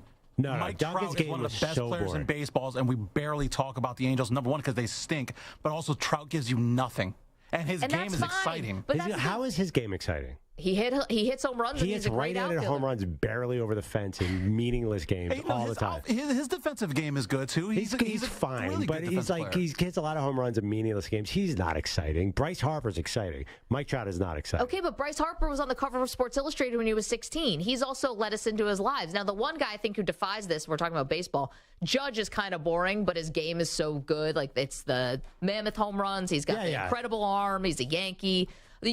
You can be a little boring or guarded, and you can still be a topic of conversation. I think Jokic has this charm and could be like a face of the league type thing. I think he chooses not to, and that's his prerogative. No 7-footers are going to be faces of the league. It's never going to happen. Shaq was a rare exception because he's so fun. Yeah. He had to push it to a degree that was ridiculous. He's like a platinum album.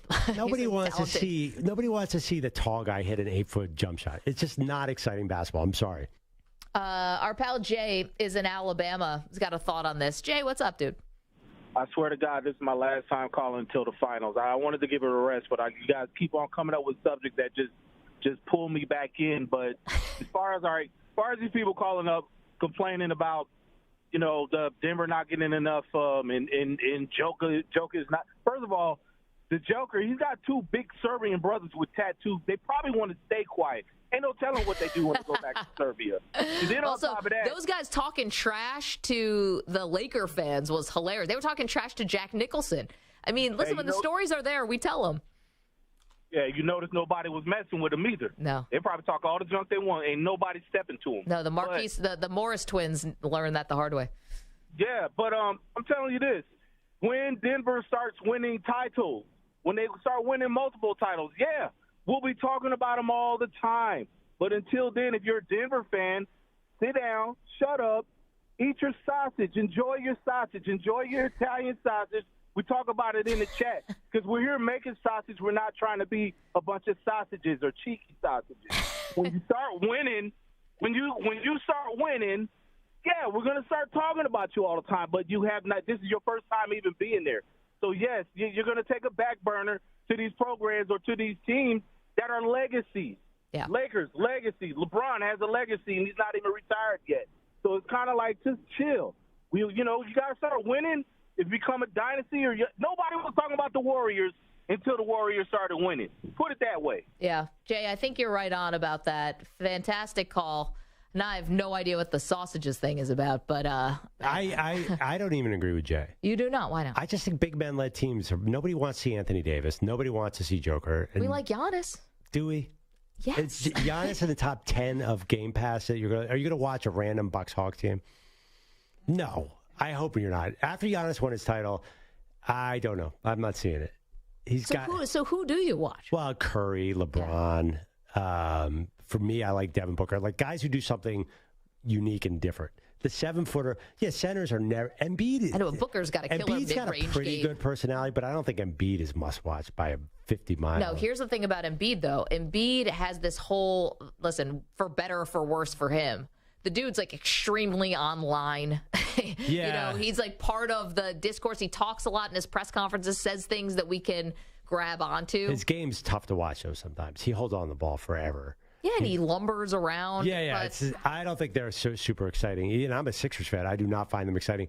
I don't really find the Heat or the Celtics super exciting either. Who's the They're not sizzle teams to me. I don't know who I find. Jason Tatum's scoring 50. That's pretty exciting. Jimmy Butler, that's exciting. Jimmy Butler? Oof. So not exciting. I mean, Jimmy Butler's efficient at best. Perloff, you are a tough crowd. I like highlight players. Yeah. But you don't. But I said that I thought John Morant could be the future of the league, and you're like, no. Yeah, I just don't think he's that good. But he's excited. Like, yeah, that's exciting. John Morant. Now you're getting in the right path. What's Jimmy Butler could barely dunk the basketball. You know what I'm saying? Got an 8 seed, 1 win away from the final. I need the certain second time. The pizzazz. I think the NBA needs some of that. They need a guy who just can do like LeBron and Jordan things. Okay, but then it's like it's not just all one big dunk contest. That's what the dunk contest is for. I know that's my problem with today's NBA. Not enough dunking. Yeah, I want to see. I want to see long threes and athletic dunks, and yeah, I think the NBA is going into a kind of a boring mid-range area. Man, interesting. I thought you, of all people, would appreciate some nuance here because you play so much basketball. Well, yeah, but I have a very specific. Like I like to, I follow the ratings. Like NBA was at its peak in 1998 with Michael Jordan dunking on everybody's head. Like that's what I want to see. I have a very high expectation. Unless Michael Jordan's back, it's not. Kobe, I like too. He was exciting. Well, Kobe's exciting, of course he is. And Steph is exciting. LeBron's exciting. Yeah, I have a high bar, Maggie. I do. That's why. Allen Iverson. I mean, yikes. He's exciting. Yeah, that's why. Are the Nuggets in this conversation yet? That's my point. I think Jay's got a good point. I think we'll talk about them when they win. And as far as like Jokic meeting the Steve Miller Band, I mean, that's cool.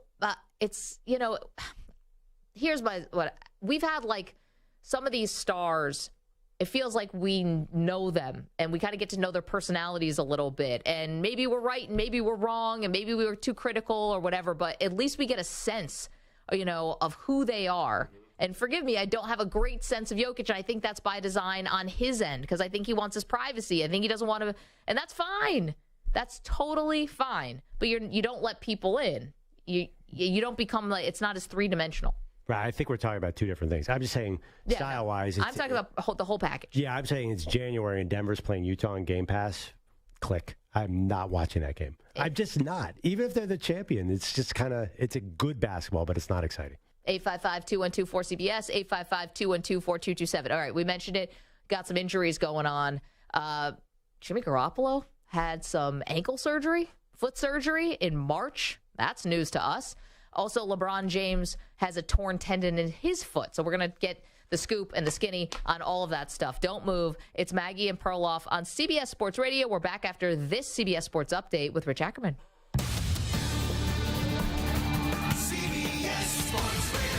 Sports Flash. And it's brought to you by HelloFresh. Shake up dinner time with HelloFresh. With 40 weekly recipe options, there's always something new to try. Get 16 free meals plus free shipping with code SKATE16 at HelloFresh.com/skate16. Jimmy Garoppolo is in a new spot, but an old issue remains a concern. As expected, he's sitting out the Raiders' OTAs. But reports today revealed he had an additional procedure on his injured left foot in March, shortly after signing his new deal with the Raiders. The 2004 Red Sox trailed the Yankees and said, "Don't let us win one." They did. The rest was history. The 2023 Celtics trying to take a page from that team, hosting the Heat tonight in Game 5, hoping to make some history of their own. 150 NBA teams have been down 3 games to none. None have rallied to win the series. The Heat, after the loss on Tuesday, will be without Gabe Vincent tonight due to a sprained ankle. Game 4 of the Western Conference Finals, the Stanley Cup playoffs, with the Stars hosting Golden Knights trying to stave off elimination. Jamie Benn serving his 2-game suspension. Baseball, St. Louis edged Cincinnati 2-1. Another final, Tampa Bay defeated Toronto 6-3. Right now, top 6. It's Miami 2, Colorado 1, and San Diego in front of Washington 2-1, bottom 2. I'm Rich Ackerman. Get 3 hours of Jim Rome, middays on CBS Sports Radio. CBS Sports Radio.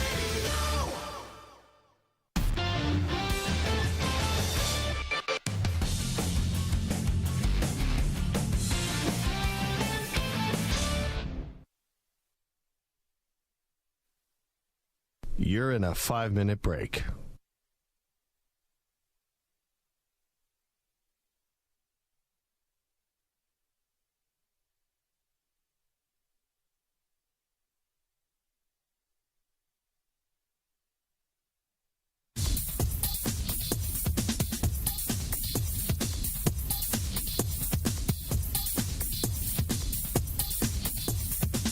4 minutes, 30 seconds remaining.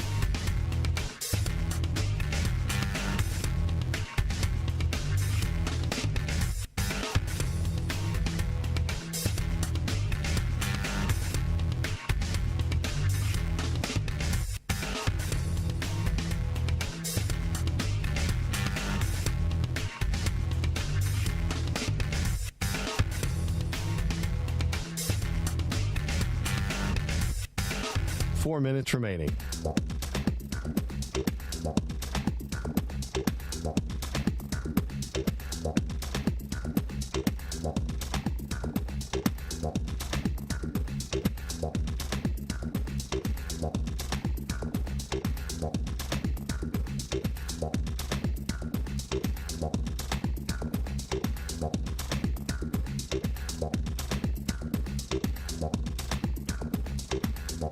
Three minutes, 30 seconds remaining.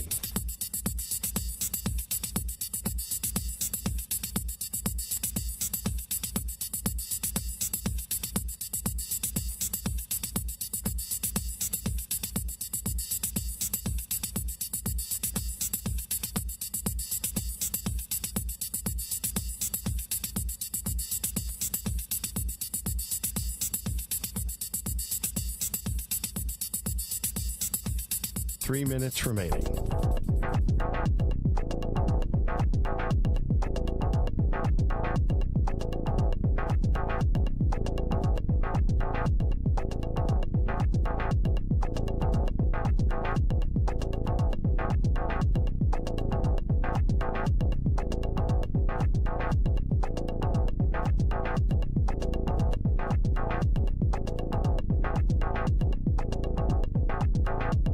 Two minutes, 30 seconds remaining.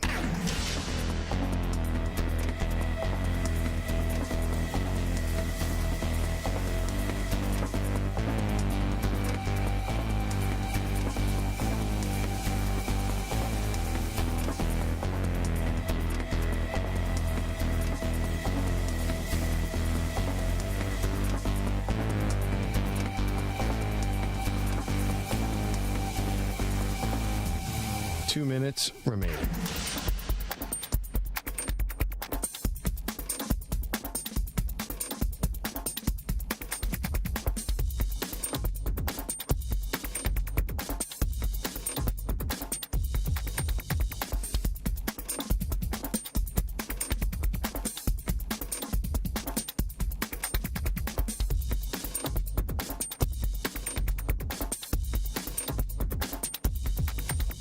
One minute, 30 seconds remaining.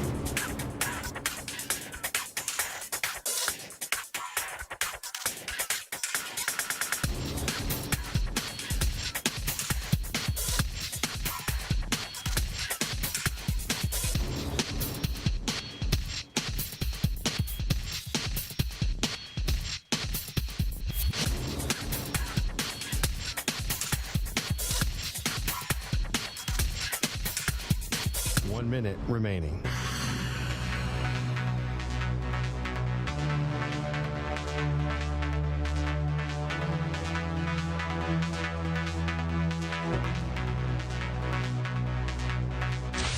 Five seconds remaining.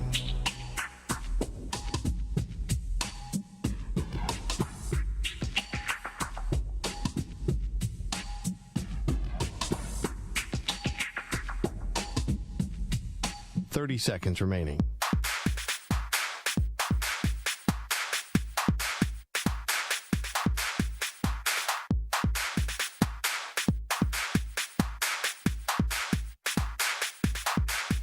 Fifteen seconds.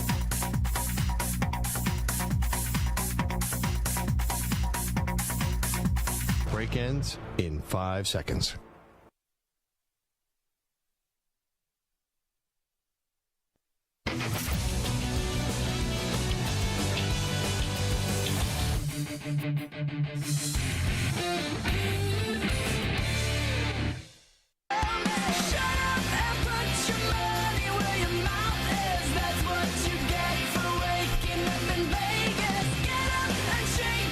Welcome back to Maggie and Perloff.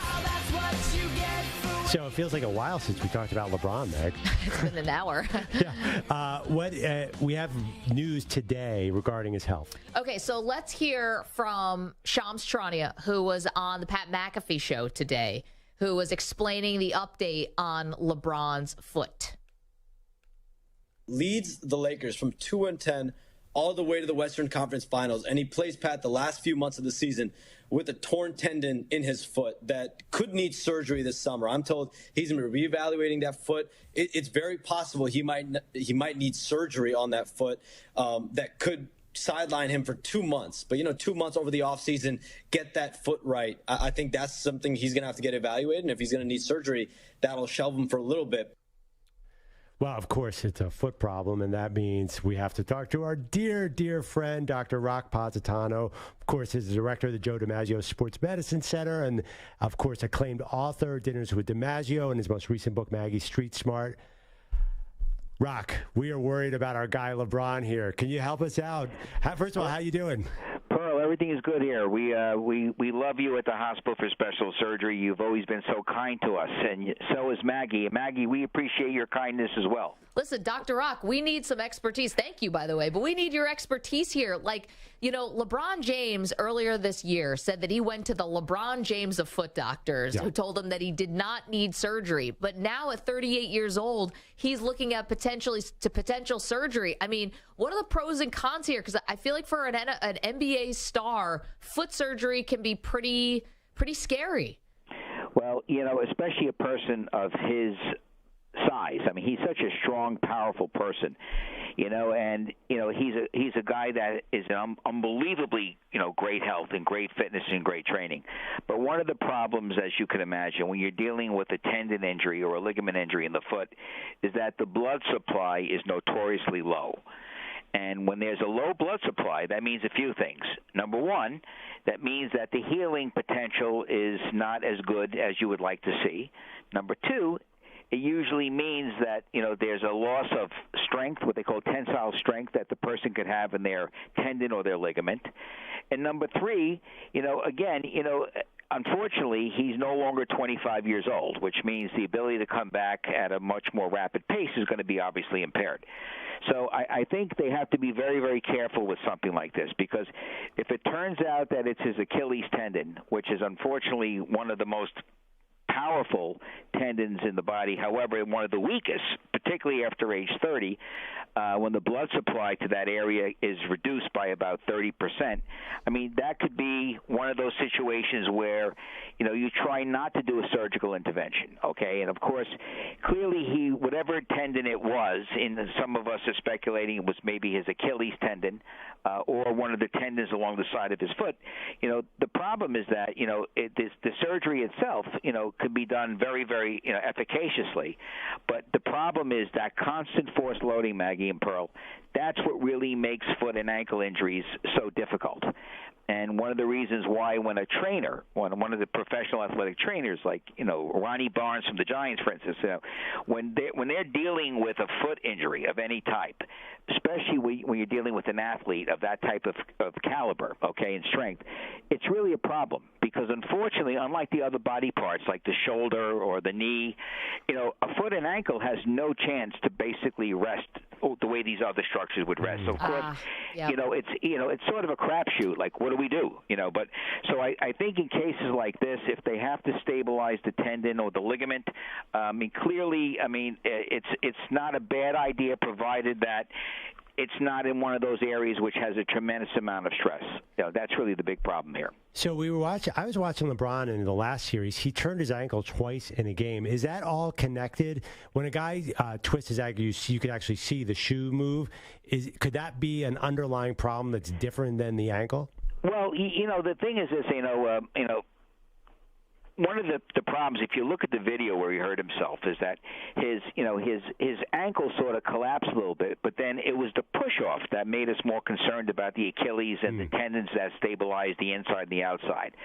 So I think, that type of reaction like he had clearly indicates that it had something to do with the fact that there was an overextension, in this case of his Achilles tendon or one of the other ligaments on either side of the foot or the tendons.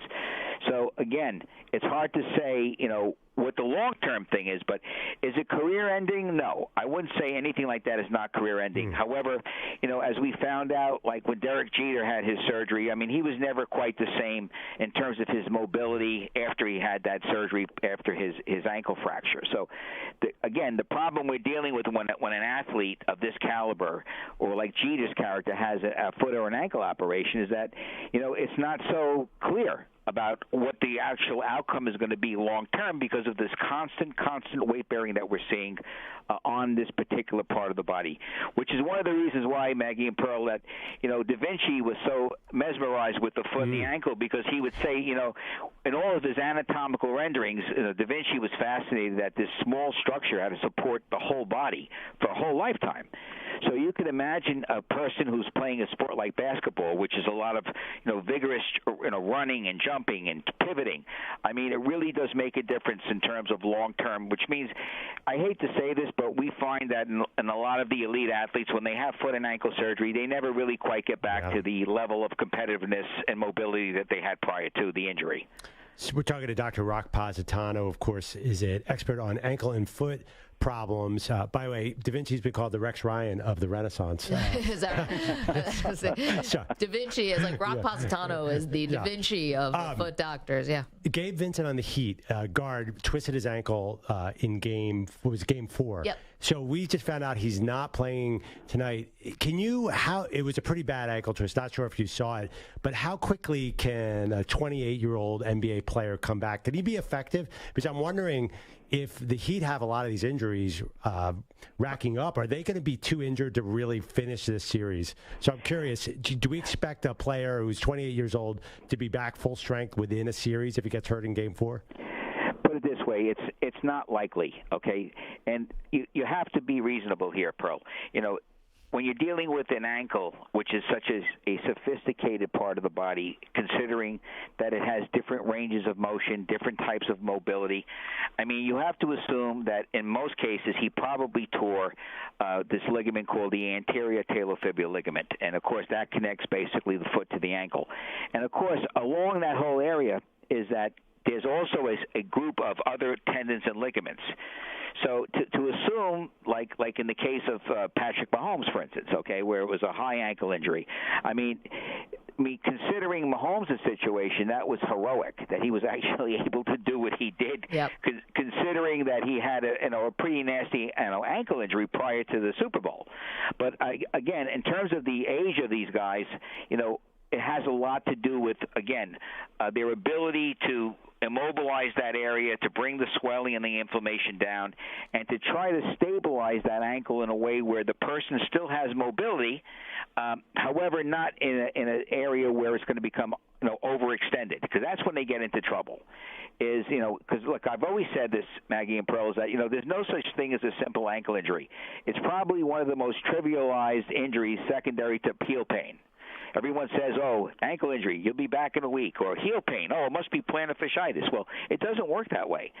Again, you are dealing with a highly, unbelievably evolved structure, which is what the foot and the ankle basically are. And, of course, it has a lot to do with the ability to feel the ground.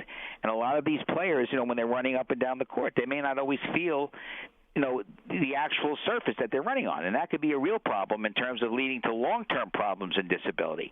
A lot of these professional athletes, they develop what they call lateral ankle instability, which means when their quote-unquote simple ankle sprain isn't treated aggressively and properly, they wind up developing these problems with the ankle later on, where they, in our case, a lot of our weekend warriors, they develop arthritis in their ankle. So you can imagine what happens in cases like these professional athletes. It's a tremendous amount of what they call torque, which means when that foot hits the ground, that foot wants to pivot and turn and be able to either push off, run forward, jump. So all of these very intricate things have to happen in a very rapid succession. Man, this is not looking great here for LeBron. If he needs the surgery, but Dr. Positano, we can't tell you how much we appreciate your expertise. I mean, you're the Michael Jordan of foot doctors, so we appreciate anytime we can tap into your tremendous knowledge. Thank you. Well, listen, we appreciate the fact that you guys bring it to the people in a way where it's straight out, straightforward. So, again, we keep our fingers crossed, but I'm hoping that they're able to get LeBron back without an operation. Absolutely. Thank you, Dr. Positano. Thank you so much. Talk to you soon. It's amazing, Maggie. There's so many people. I just would say Dr. Positano is coming on. Carlos said, I have ankle problems. Everybody, it's that part of the body that is so universally, so many weekend warriors have ankle problems. I love having Dr. Positano on because he's right. There's no simple ankle injury and heel pain. That's another thing. I know so many people who think they have plantar fasciitis, but we're not sure what that means. I think that if we get an update from Shams or Woj or something in a couple weeks, like LeBron James underwent surgery on his foot, I think we recalibrate what the last couple years of LeBron's career looks like. Also, Hate too, to say it.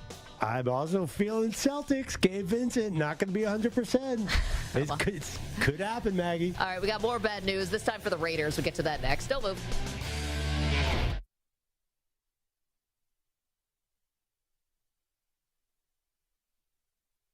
You're in a 5-minute.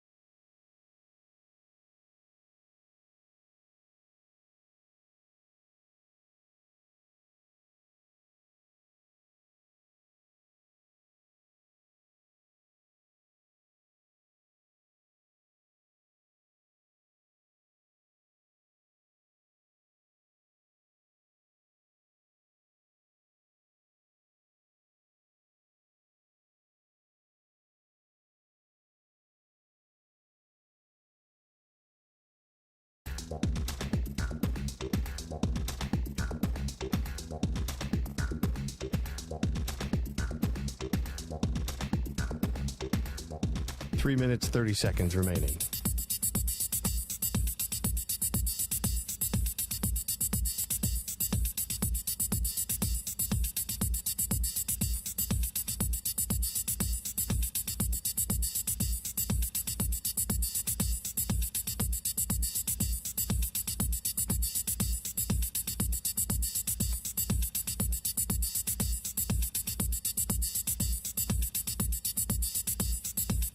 Three minutes remaining.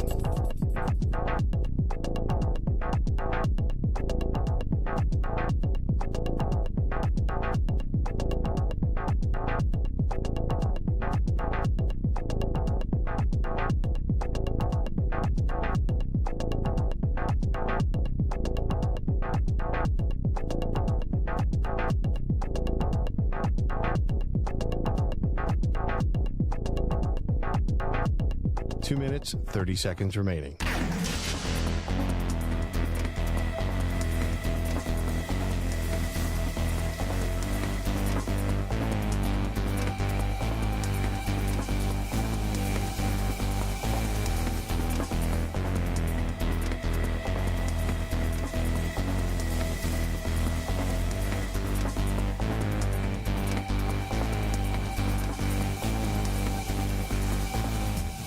Two minutes remaining.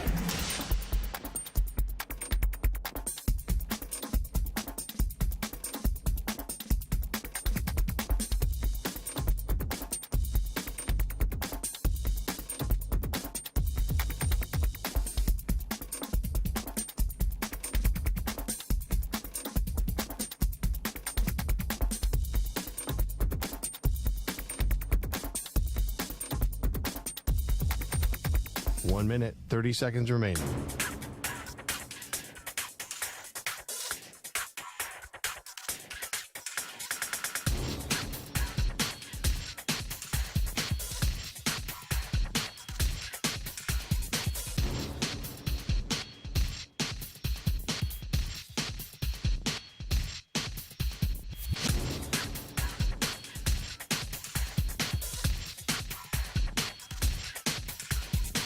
1 minute remaining.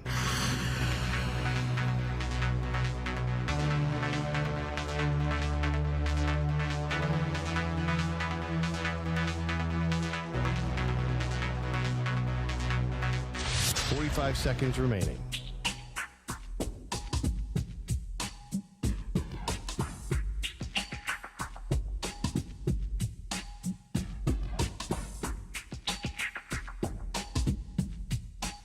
Seconds remaining.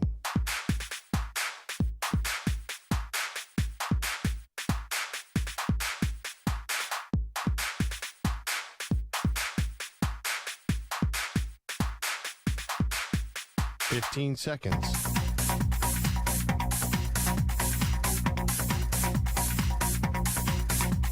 Break ends in 5 seconds.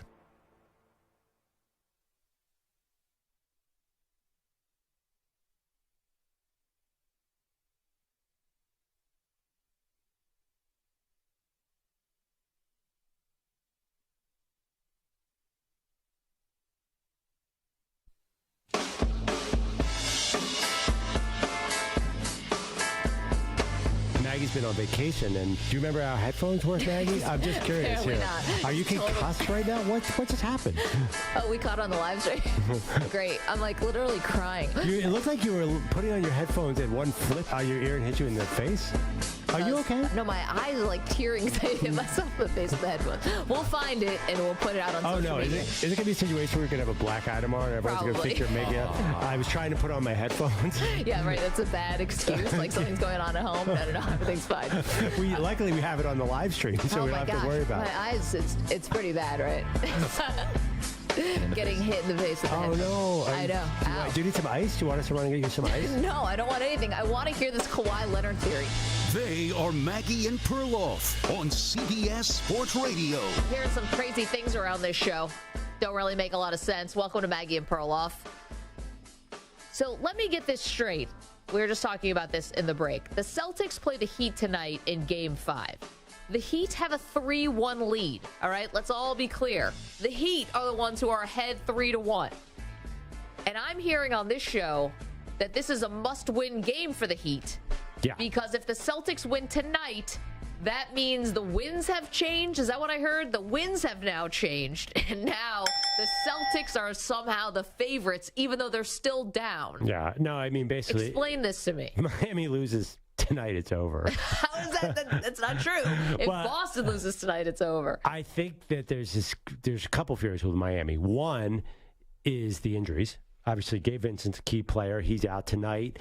And Jimmy was hurt earlier. He was hurt about a month ago, sprained his ankle. I just feel like they're thin because of injuries. They've basically been going to benches. You know, they didn't plan to play Duncan Robinson this postseason. Yeah, they're already thin. So that's one concern. Kevin Love his back, obviously. I do think if this idea creeps into your head, and you have to remember, the media might even be putting it there. This idea creeps in your head. Ooh, we could be historically bad. Like, we could be the UVA losing to UMBC in the first round of the tournament, the first number 1 seed to lose. We could be that bad team. That pressure comes in. So I think that's what we're thinking. Okay, but that's not giving the Heat like any credit here, that they're a little more A, mentally tough than that, and B, they've got 3 tries to figure this out. Wow. I think they're impervious to that kind of mental mind game stuff. I think other teams fall prey to that. I think other teams read their press clippings. I don't think that the Heat are one of those teams.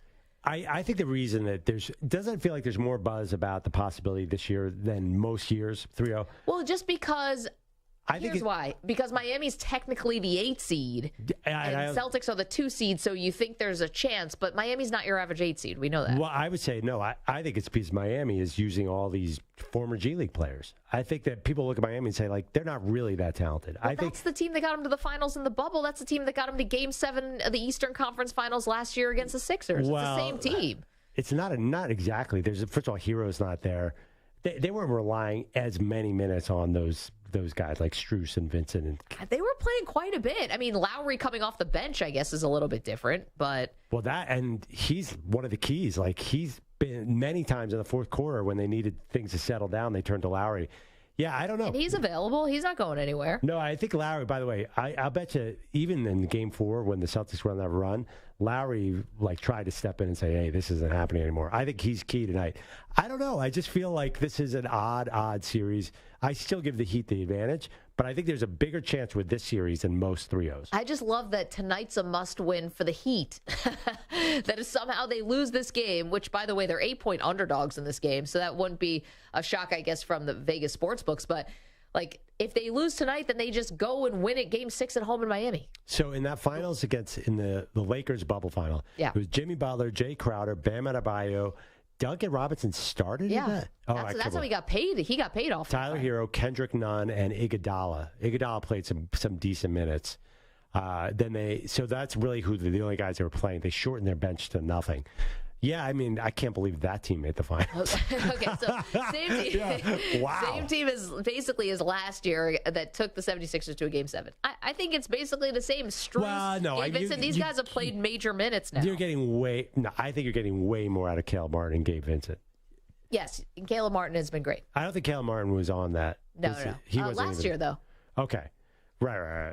Anyway, you look at these guys, and I do think the media can't help the bias, but they're undrafted. They can't really be that good. And also 90% of the NBA media is from Boston, so they're all into the Celtics. Geographical bias there. Well, let's not fall prey to that. We're smarter than that around here. And so, I personally don't see it. We'll see tonight. I would understand why the Celtics might win tonight, but that will be it. And I don't think the Heat are ever going to sweat. This was Jimmy Butler. Do we have the sound from the other day? Jimmy Butler. Need 1 second on that. Jimmy Butler is the last person who seems like he's feeling any kind of heat whatsoever. Okay, we got to get to, forget that, Stu. Why don't we move on to the Raiders? Because we haven't gotten to that yet. So, now we have it. Here's Jimmy Butler from the other day. Does this sound like somebody who is nervous at all? Stay consistent. Do the same thing that I do, that we do after every game. We're going to listen to some music. We're going to drink some beers back there. I'm going to go have some wine. This dude he's chilling. Yeah, I know, but that's when it's 3-1. 3-2, you think he's going to sound like that? Yeah. I think Jimmy Butler... He also doesn't know that Gabe Vincent's out yet. What, in that clip from 2 days ago? He will not sound... I can't imagine he's going to be chilling and listening to his country music, being on the plane and pulling pranks like he's in that commercial. I think it's going to start to tighten up a little bit. I don't think Jimmy Butler feels that kind of pressure. I'm sure he feels pressure, but I think he deals with it better. I think that's why he's able to be the focal point of a team that is overperforming. Listen, Jimmy Butler is really good. It has exactly been, he's not Michael Jordan winning 6 straight titles. Jimmy Butler is not that impervious to the situation. He's really good. He's a really great playoff player, but I'm not saying he's not infallible like Jordan. I don't know. That's all I'm saying. If they lose tonight, if the Heat win tonight, then I think the series is over. Yeah, you're willing to go that far. I'll even say this is a must-win for Boston tonight. Yeah, that's the old Dave Damashek line. Wow, what a big prediction from you. Okay, the Raiders. So we get the news today that Jimmy Garoppolo had foot surgery back in March. Now, we should probably not be surprised when Jimmy Garoppolo has surgery of any kind, because he's basically stitched together with, I don't know what, fishing line, duct tape or whatever. But here was Josh McDaniels speaking today specifically about Jimmy's injury. You won't see him today. There's a number of guys that you're not going to see. Again, you'll see him. I mean, I'm not going to run down a list every time here, but no, he's going through his process just like we knew he would. Nothing has happened that would surprise us based on, the information we had. Okay, word soup. I'm assuming, although maybe not. Stu, you're a Raider fan here. Do you think that the Raiders knew Jimmy needed foot surgery, that it was bad enough to need surgery? Obviously, he got hurt last year. Do you think they knew he was going to need foot surgery when they signed him? Well, when they signed him, if you remember, there were a couple days where it got delayed a little. Yeah. So there's some speculation on Twitter that maybe they knew something about the foot then. Now, was it surgery that they knew? That's maybe a different question, but I think they did know something was up. Now, we just had Dr. Rock Positano, who's like a world-renowned ankle and foot doctor, who was talking about how dicey it can be to get foot surgery as a professional athlete for a lot of different reasons. We were talking about LeBron James, but obviously, Jimmy's not as big as LeBron James, but, not having a lot of blood flow to the area. It's a tough, injury to rehab, all those things still apply to Garoppolo. Yeah, I think you have less wear and tear on a quarterback than an NBA player. NBA player is doing nothing but cutting and running and jumping. So maybe a quarterback, if he's a pocket quarterback like Jimmy, maybe doesn't need to be 100% there. Yeah, but it's still a contact sport. It is. Collision sport. No, and you still run a little bit. But, I mean, think about LeBron in the course of a game. How many times he's cutting and moving right and moving left. It's constant. I think it's a lot harder for NBA players. Hey, that's a hopeful comment for you, Stu, because I want to, in my head, see some path to Jimmy G actually playing double-digit football games. It seems like a long shot. It's crazy because this is always the thing about Garoppolo, and here it is before training camp even starts, that he's going to basically kind of start behind the 8 ball. Now, whether he's ready for training camp or not, they're being optimistic. We'll all see. Now, here's the question. Let's just play this Raiders season out for a second. And let's say that Jimmy Garoppolo struggles. You know, sometimes these timelines to come back from injuries are never straight ahead. So let's say he struggles. You got Brian Hoyer back there as the backup. Now, what do you do here? You got a coach that might be on the hot seat in McDaniels, right? We think that he might be on the hot seat, Josh McDaniels? 100%. Okay, so kind of wrapping up the season, folding up the season, and saying, hey, we're actually going to try to get the best draft pick we can for next year when all these quarterbacks are coming out. That might not be in the best interest. Like, Josh McDaniels might not want to go along with that plan. He might blow it in week 18 like Lovie Smith did for the Texans. Exactly. Those ramifications on that might be far-reaching. Kind of tricky because they paid Max Crosby, they paid Devontae Adams. They're not paying Josh Jacobs long-term, but they have these big star names. I think they've deluded themselves into thinking that this is all going to work and we're going to be a contender. I don't think they're in the tank mode yet, but you might have been hinting at this, but Jimmy G's not there. They start out 1-5. They have to go that direction. I'm sorry. I know you have all these veterans there, but you have to start thinking that way. Okay, let's take a look at the early schedule here for the Raiders. You start the season at Denver, so you start off right out the gate with the division rival, then at Buffalo, home for Pittsburgh, at the Rams, Green Bay, then New England. I mean, where's the Green Bay? Green Bay is at home. That's a Monday night game. Yeah, that they'll be favored, maybe. Listen, I don't know. So here was the other part of this, which is the Ringer article that came out a couple of weeks ago. Was that a week ago? Might have only been a week ago. Devontae Adams, a profile on Devontae Adams where he gave some really enlightening quotes about not being on the same page with the general manager and with the coach. Clearly, he was upset about how things went down with Derek Carr, his best friend from college, the reason maybe that he was in Vegas to begin with. He walked that back today. You can grab something and run with it if you want, just to get clicks, and that's what people often do with me and things that I say, whether I misspeak or if I speak up.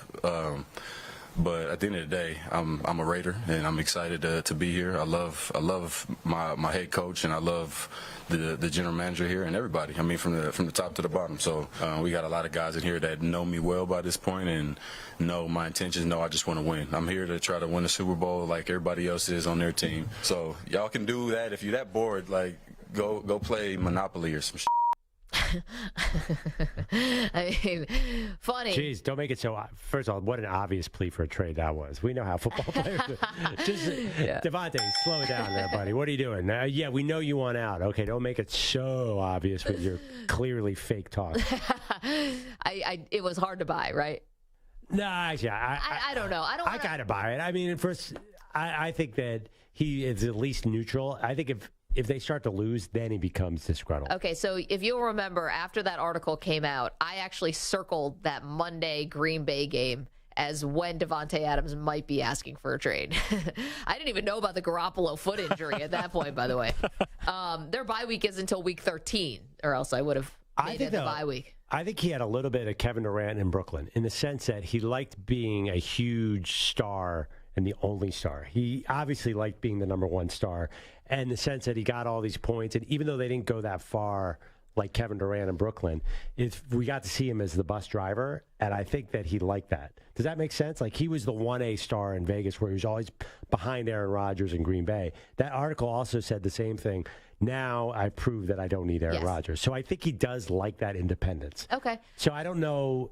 Maybe that's enough to satiate him. Well, Maybe. I mean, he also said that he's trying to win a Super Bowl. I know everyone has to say that. But he's a receiver. Receivers don't want to win Super Bowls. Get out of here. Receivers want targets. They don't care about anything else. Well, I mean, it's going to be maybe a little bit different with Brian Hoyer throwing you passes. I don't know. I mean, is he going to be able to get him the ball?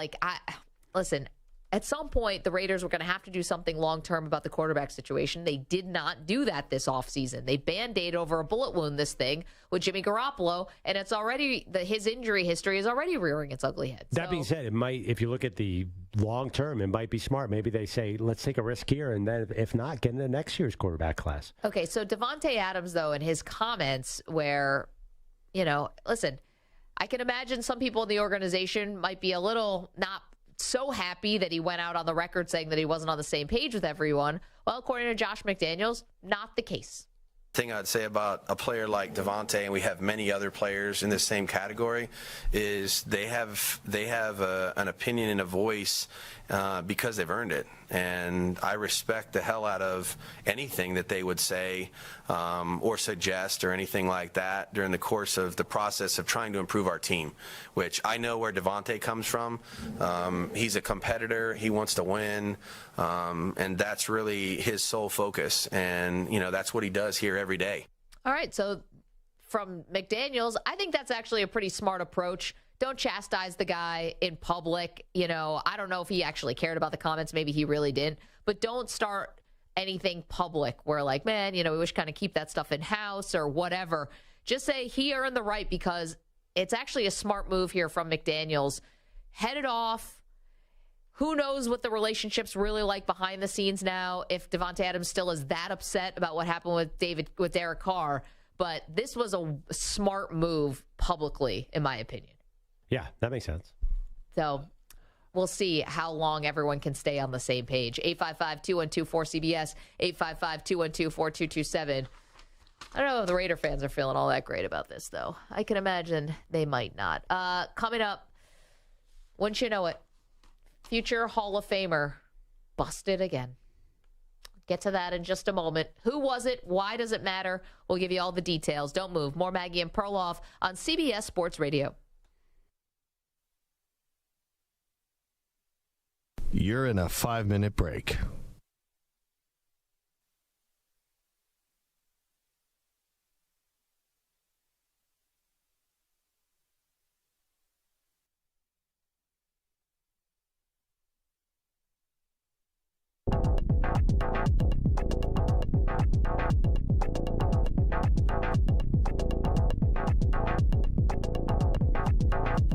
Four minutes, 30 seconds remaining.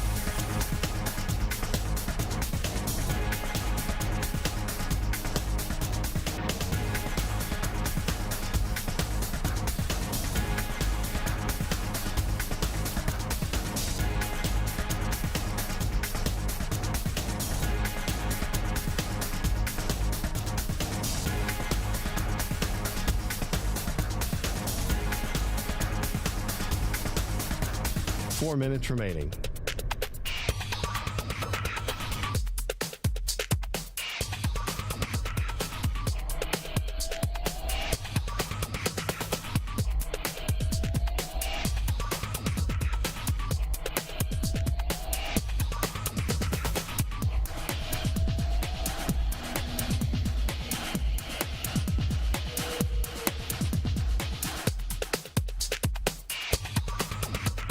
Three minutes, 30 seconds remaining.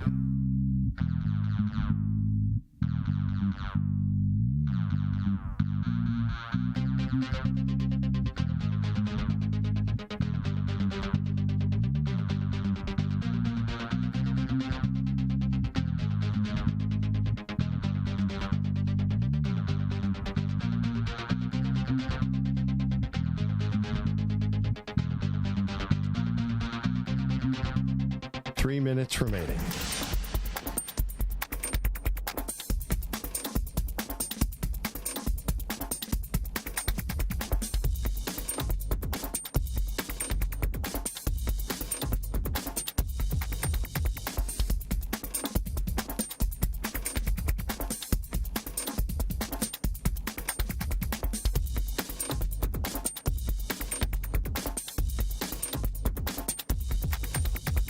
2 minutes, 30 seconds remaining.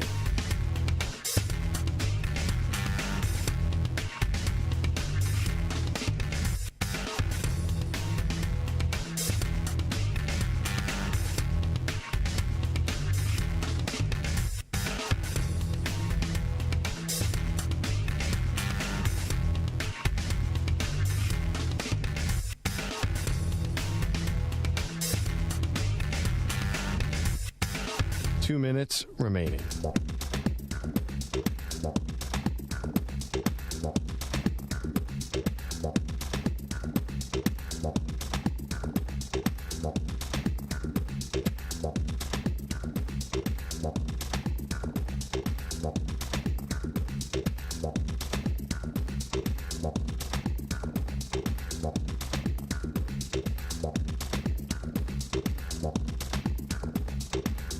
One minute, 30 seconds remaining.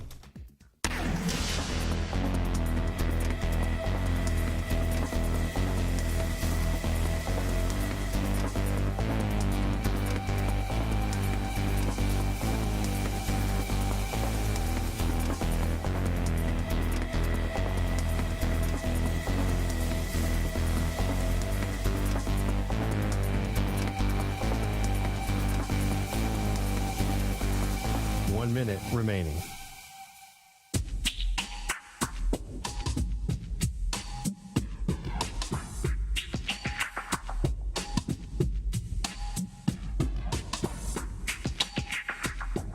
.45 seconds remaining.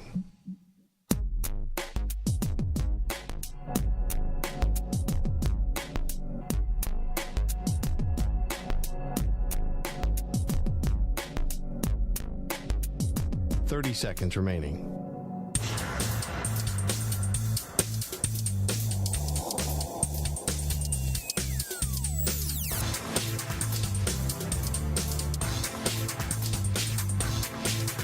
.15 seconds.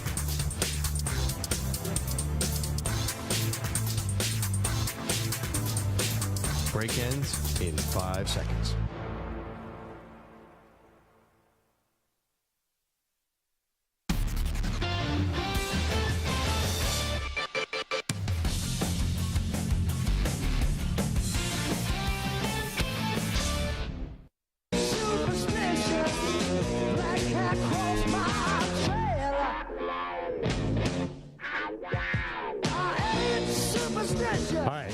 Maggie and Perloff. Yeah, what's the Vegas commercial connection here, Carlos? All right, so this one's a little off the beaten path here. Are you a fan of Martin Scorsese movies? Yes. Yeah. Casino. This is out of my favorite scene out of that movie, Cheater's Justice, where they catch the two card dudes. One was telegraphing the science to the other. This is a song that was in the back of that scene. Okay, I watched the end of that scene. Oh, yeah. To this day, I don't know what they did to that guy's hand because I have never watched the end. Right? You should watch it. They do something to his hand, right? Yeah, they smash it with a hammer. Yeah, I'm not watching that. It's not that bad. Your definition of what's not that bad and my definition are going to be very different. There were no squirrels in that scene whatsoever. Well, that I would never be able to take. Is it Rod Stewart, though, who's singing that song? No. No, that's Jeff Beck. Oh, pardon me. 855-212-4CBS, 855-212-4227. Carlos doing a send-up today to Las Vegas with our theme music. All right, get to the phones because we had a conversation earlier in the show where there was this narrative out there. There was this idea out there that maybe Josh Allen from the Buffalo Bills is not an elite quarterback. I push back on that pretty heavily with a lot of, facts and figures and not just conjecture about backsliding. I do think, though, he didn't necessarily, you're kind of rewording it. He basically said Josh Allen is not special enough to carry a mediocre roster to the Super Bowl. Well, no, he said Josh Allen's not an elite quarterback. He didn't actually say those words. You're saying those right now. No, where did he say? This is Michael Salfino, who joined us from The Athletic. Yes. And not in his tweets, he didn't say that, but when he joined us, he said that. He doesn't put him in the elite class with Mahomes and Burrow. Right, and he defines elite by good enough to carry your team, even no matter how good they are, to the Super Bowl. And he does not think Josh Allen is there, and therefore he thinks Josh Allen's going to take a step back this year because the team is not drafted great. Yeah, I mean, That's not wild. You have to admit, I think you were mad because there's a fear that he might be right. Not about Josh Allen, but about the team. Well, it's possible that the team doesn't go to the Super Bowl. That would definitely, but if the team doesn't go to the Super Bowl, it's not going to be because of Josh Allen. Right, but what he's saying is Josh Allen's not special enough to overcome their deficiencies because they haven't drafted well enough. I think that's... I know, but I would kind of challenge the premise, too, that these elite quarterbacks can drag these mediocre teams to the playoffs, to the Super Bowl. Because if I'm talking, you want to take the Chiefs, for example, like, there's nothing mediocre about future Hall of Famers and Travis Kelce. Andy Reid's going to be a Hall of Famer. You do have good players on the defensive side. Like, you do? Yeah. On the Kansas City Chiefs defensive side? Yeah, Chris Jones and Frank Clark, these guys are good. Eeks. I don't know about that. Listen, they started 3 rookies in the secondary. I'll give them all the credit in the world on that. But, I mean, it's not like they're no talent. That doesn't happen. That can never happen. I think that Michael's arguing that Patrick Mahomes took that Chiefs team to win a Super Bowl. Josh Allen could not have done that. That's what he was saying. I would argue that if Josh Allen was on the Chiefs, he'd have 2 Super Bowls. He might have 3. So, I don't know. I mean, it's like Mahomes is an all-time. I'm not saying Allen's better than Mahomes. I understand that Mahomes is better. But if you put Allen on the Chiefs, I think he has 2, maybe 3 Super Bowls. If you put Mahomes on the Bills, do you think that they have that Super Bowl? Again, when the Bills lost to the Chiefs in the divisional round, the 13 seconds game, that had nothing to do with Josh Allen. And if it was Mahomes in the Bills jersey, it would have had nothing to do with Mahomes. Agree to disagree. You think that if Mahomes was on the Bills, they'd have a Super Bowl? Maybe, yeah. But you're thinking about Mahomes with Tyreek Hill and with Kelce and with all these great weapons. I don't know if that's true. He's got Kelce and a bunch of journeymen now. He does have Andy Reid, I'll admit that. But I don't think Josh Allen necessarily... I just don't think he's as good a quarterback. He's close, but I don't think he's quite as efficient on the in the pocket stuff. Well, I mean, listen, he's not as good as Mahomes. I say he's 20% down, so I don't know because the Chiefs' defense is terrible, But somehow in the playoffs they do tighten up. Oh my God, the Eagles scored at will on them. Yeah, well, and the Bengals, you're right, they tighten up, but not really. They've been. I mean, listen, Josh Allen just tore apart that Chiefs' entire defense like it was butter. So. I think they're very close. I think they're close. I think Josh Allen's about the 6th best quarterback, 5th best quarterback. Mahomes is 1. So maybe that's where the argument is. I think it's crazy that anyone would have him not in the top 5. Well, That's yeah, nuts to me. By the way, I'm pro Josh Allen. I am more bullish on your Bills than you have ever been. I picked them to win the Super Bowl last year. I thought it was the Niners and the Bills, but I thought Josh Allen was awesome. And you told me I'd be careful about that. And I ended up being right about it. And I picked the Chiefs, and I was right.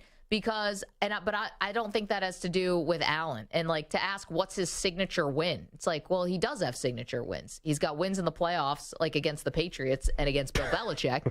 Great defensive mind that the game has ever seen, but nobody seems to care about that. And that's crap. That's moving the goalposts on him. The New England Patriots still have that great defensive mind, and people think they're going to win 7 games this year. What?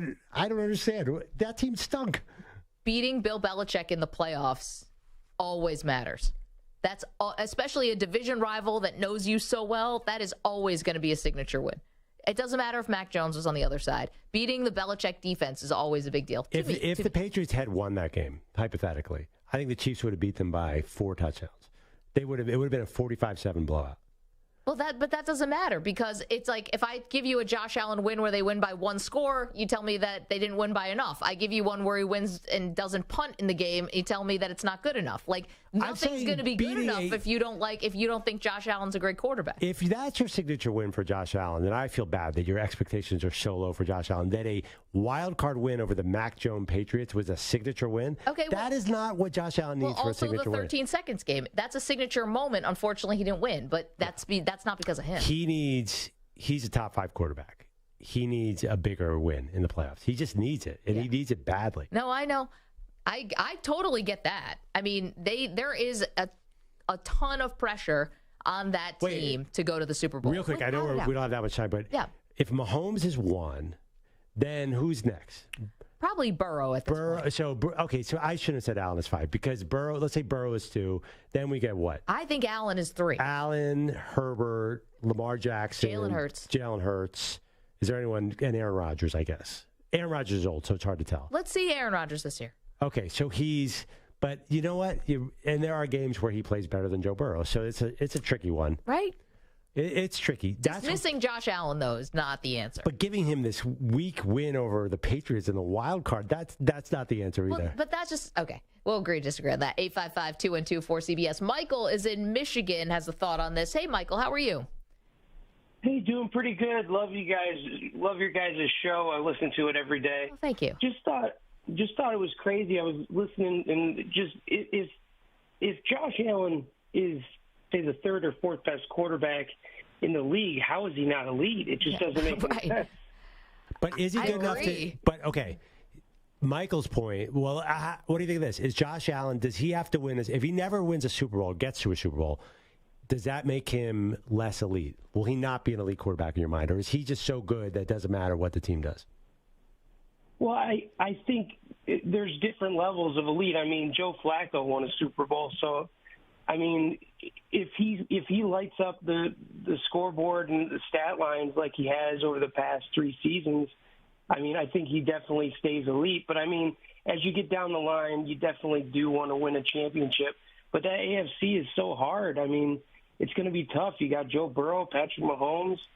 Justin crazy. Herbert's coming up there. I know, Herbert. So. You got Trevor Lawrence. I mean, let's see what Deshaun Watson looks like after maybe getting a year. Thank you for the call, Michael. I mean, there's just a lot going on in that division. Lamar Jackson, who you mentioned already. But I don't want to do that, right? Because I've made the case before. I thought Mahomes was going to be a Michael Jordan-esque in the sense that he keeps other great players from winning titles simply by existing, right? Like simply by being in the AFC.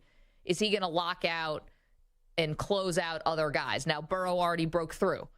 Didn't win the Super Bowl, but did break through on Mahomes. So I don't know if I can necessarily, it's not going to be perfect and pristine, but my theory still exists that Mahomes is going to keep a lot of good quarterbacks from winning Super Bowls. Hopefully not Allen. I'm still keeping that as the goal. He's got to win.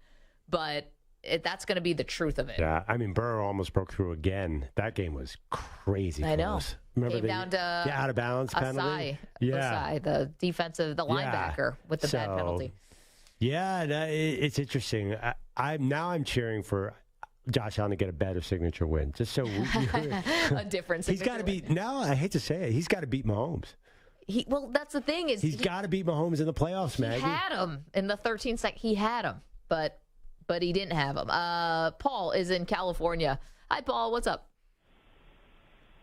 Hey, can you guys hear me? We can. How you doing? Hey, good, Maggie. Hey, Andrew. How you guys doing? Paul, how's Big Dog?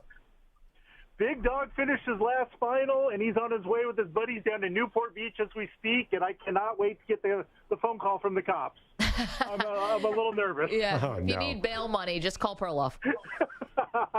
Hey, I can't believe we're on hour 3 of this debate.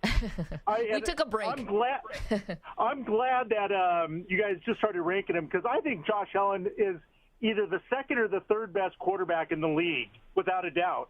And if winning a Super Bowl is the criteria to be elite, then is Trent Dilfer an elite quarterback because he won one? No. Dan Marino didn't win one either, and he's an elite quarterback. So I think Josh Allen has a lot of runway left in him, and I firmly believe if I'm starting a team, he's my number 1 or number 2 pick, depending on where Mahomes goes. Paul, it's a great call. Thank you so much. Hopefully Big Dog gets through the weekend without any incident. We're all rooting for him. Love Paul. Well, actually, that's an interesting question. If you were starting a team, which quarterback would you have? Here's the only concern I have for Josh Allen. He runs so much. Yeah. The last 2 years, he's run more than he's ever run, too. How sustainable? Not very. I mean, that's why they're basically begging him to stop. Yeah. But that's the thing. You know, they gotta. That's not just on Allen. It's on the offensive coordinator. It's on everyone. You've got to make the run game a thing. Well, also, too, I think that's why they drafted Dalton Kincaid, because it's 3rd and 7. Josh Allen doesn't feel comfortable with his targets. That's clear. That's why he takes off all the time. I know, but then they shouldn't have given Dawson Knox $30 million if he's not comfortable. They already paid a tight end. Anyway, that's a T building, though. 855-212-4CBS, 855-212-4227. Just want to give a little note. Bill Belichick got caught cheating again. OTAs, now 2 of them have been taken away from the New England Patriots. Now, there's had other teams that have had this happen, so it's not totally crazy, but it's now happening to the Patriots, and Belichick got fined $50K. So how many things do we have now? Now we've got Spygate. No. This is not. Now we've got, Spygate never really stopped, by the way. They kept doing the videotaping, and they even got dinged for it again in a game, I believe, in Cincinnati. I think they were videoing another team, but I believe it was in Cincinnati. They got in trouble for that. You're putting this because they basically had an off-season activity that was outside the allotted time. That's nothing like Spygate or Deflategate. Cheating. Well, Deflategate, Belichick said he had no idea. Go ask Tom about that. He basically just left Brady out to dry on that one. Belichick, again, trying to flout the rules. First of all, you are, by doing that, you're making it seem like Deflategate and Spygate were not that big a deal. I think that Spygate was a big deal. I think if it wasn't a big deal, they wouldn't have gone to such great lengths to destroy all the evidence. Deflategate, I don't know. Do you think, we have no time for this, do you think that after the officials marked X on the ball, that guy went into that bathroom and took air out? I think it's possible. I've always thought it was possible, too. Yeah. I thought the deflator was too ironic of a nickname. I don't really care that much, but I've always thought, I think the Patriots might have done that. Yeah, I know. I think that guy was in there for like a whole minute. Yeah, why was he in the bathroom? But the other thing is about the gas laws or whatever, and, cold weather in Massachusetts. I don't really care about Deflategate. This is about Belichick. People in Boston. Belichick cheating, yes. People in Boston can get so upset to this day. If you bring up the details of Deflategate at a bar in Boston, you will get passion. I would hate to do that because I'd be bored to death. But yes, I'm glad all the MIT physicists are working on that. We've got nothing else going on in the world that maybe the most brilliant minds could, lend a hand to. Let's go through all the Patriots stuff. I don't know. I'm down to relitigate Deflategate. If anyone wants to call me at home, I could spend a half hour talking about it. I mean, the dude's nickname was a deflator. Explain that because he lost weight. What does that even mean? That's such a weak excuse. It's the weakest excuse. And Tom Brady was in court. I love all of I love the details of it. I know. Remember the court drawing? And he looked like a demon? Scandals are great for sports. Scandals draw eyeballs. I think you kind of feel that way as well, right? We covered Deflategate like it was going all the way to the Supreme Court. Like it was Watergate. Yeah, really. 855-212-4CBS, 855-212-4227. I do not want to relitigate that. You can call Perloff at home. I'm down. You can call us on the show. Yeah, if you want to show me a graph with ideal gas law, I'll pay attention to your graph. I wish we could have a T-shirt that says "Show Perloff your graph." I don't know. It just sounds funny. Okay, we got a lot more to do, including your phone calls. See you guys on the phones. Also, the latest big goals that one quarterback is setting for this year. No, not Aaron Rodgers, the Super Bowl. This is something different. Can they actually do it? We'll get to that in just a minute after this CBS Sports Update with Rich Ackerman.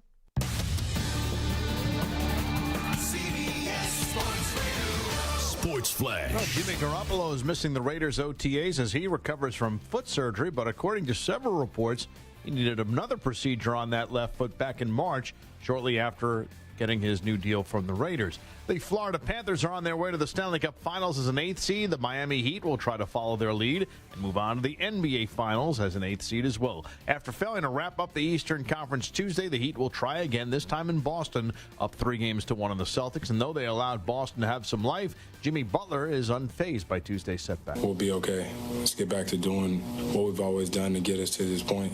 Continually have belief in one another, knowing that we're going to win, and we will. We just got to play harder. There's not too much to say with this group because we already know, so we just got to go out there and execute. Miami's Gabe Vincent out tonight with a sprained ankle. One half of the Stanley Cup Finals set. With the Panthers advancing, the Golden Knights will try to join them tonight. They face off against the Stars, holding a 3-0 series lead. Dallas without captain Jamie Benn, who was suspended for 2 games. Baseball today, Tampa Bay wins again, knocking off Toronto 6-3. St. Louis topped Cincinnati 2-1. Right now, bottom 8, Colorado 3, Miami 2. And top of the 5th, it's San Diego 5, Washington 1. I'm Rich Ackerman. Get 3 hours of Jim Rome, middays on CBS Sports Radio. CBS Sports Radio.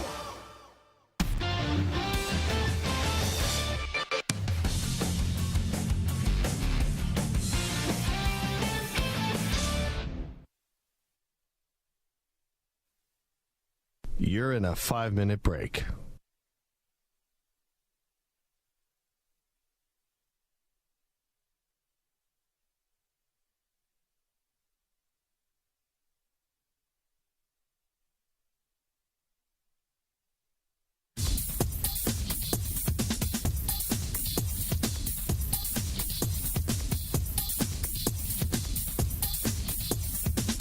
4 minutes, 30 seconds remaining.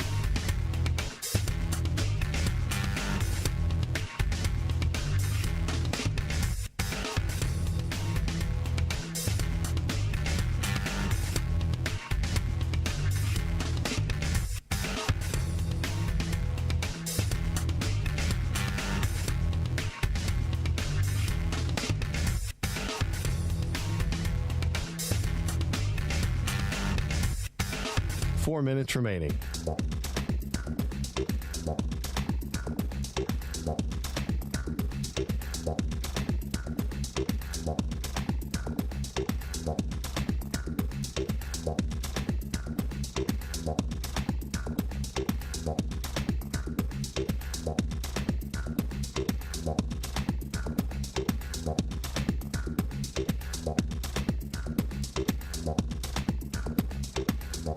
Three minutes, 30 seconds remaining.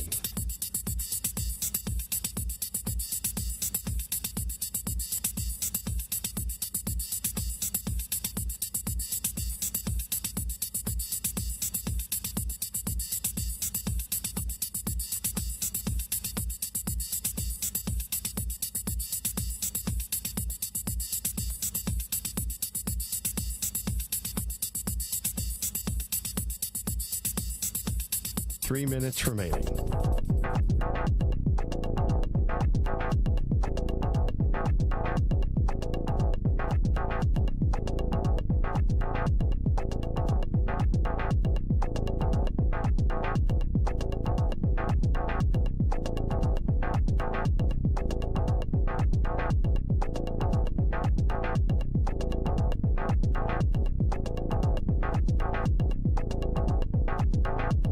Two minutes, 30 seconds remaining.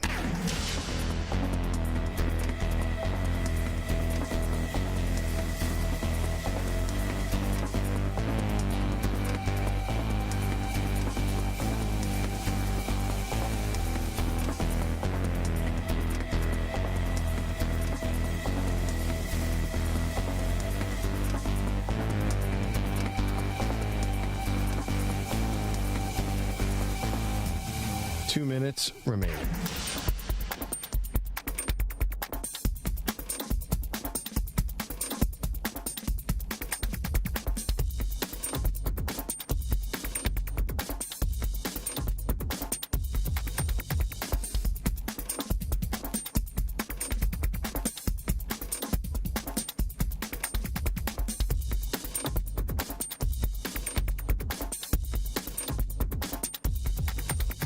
One minute, 30 seconds remaining.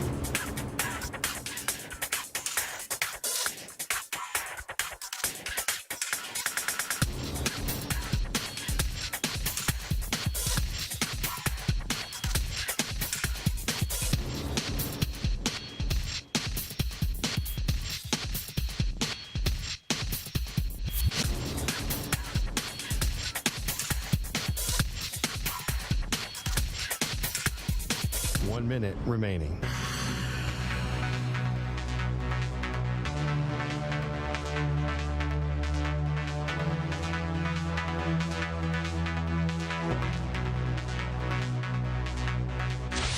Five seconds remaining.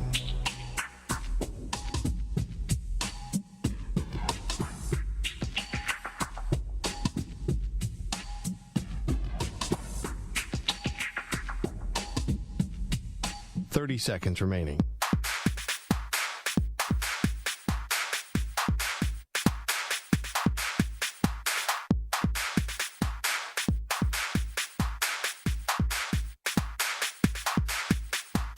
Seconds.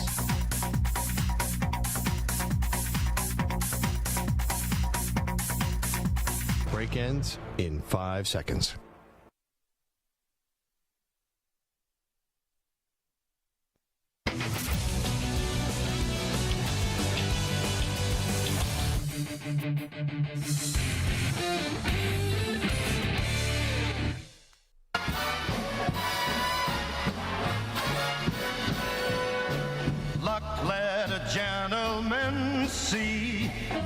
Had to save the best for last, Carlos. How nice a dame you can be. Set up to Las Vegas today.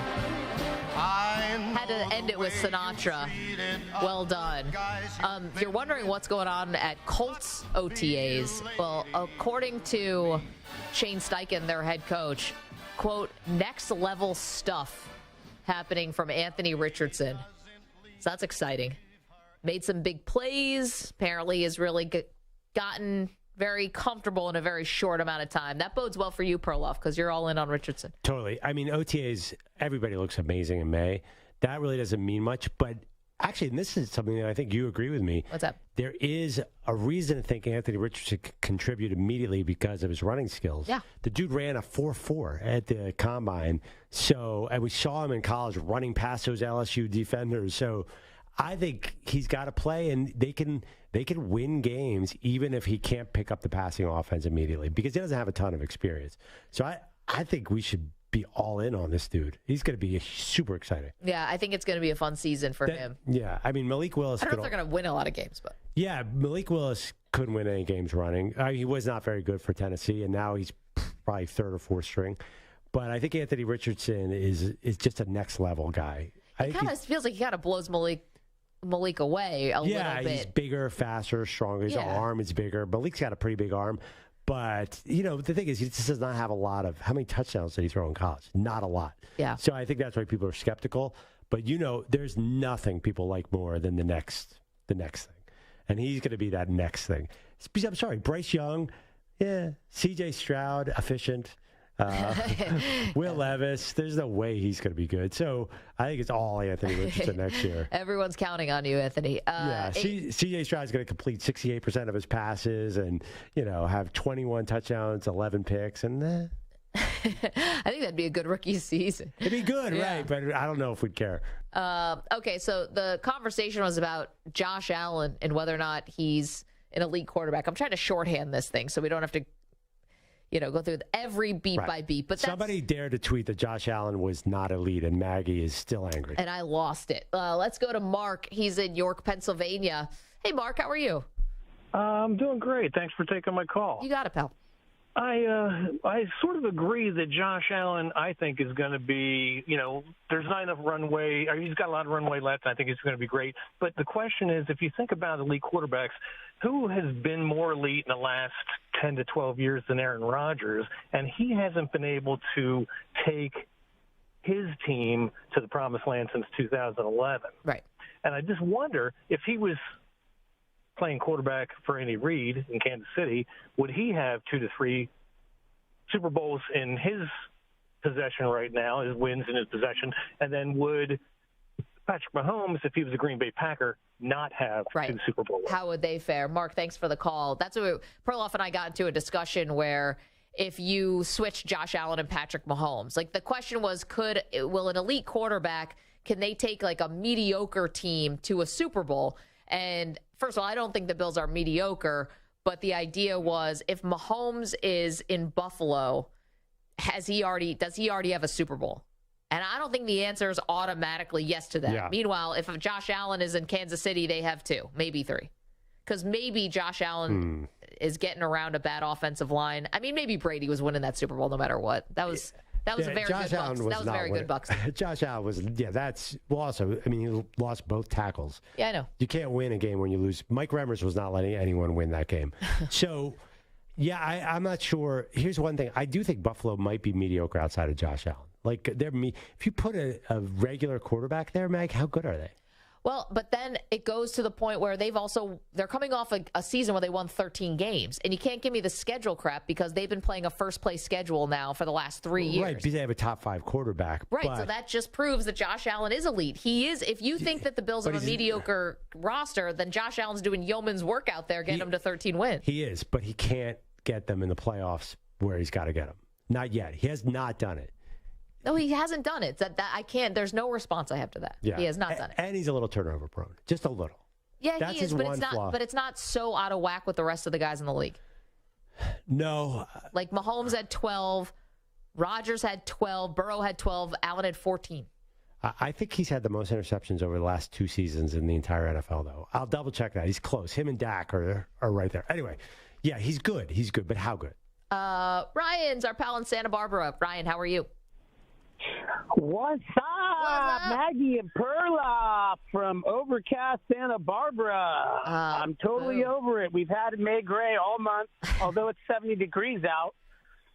It's just, I'd love to see some of the sun. But when I take my clients up to the beautiful San Ynez Valley, it's like 80 degrees and sunny. Wait, vines Ryan, are starting to bud. I thought that don't you need like it's better for the grapes, right? If you get a little cloud cover every now and then. Well, yeah, that's why our valley is so amazing, because we're very close to the coast, so we get that morning fog that rolls in, cools everything down, and then burns off by like 10 o'clock.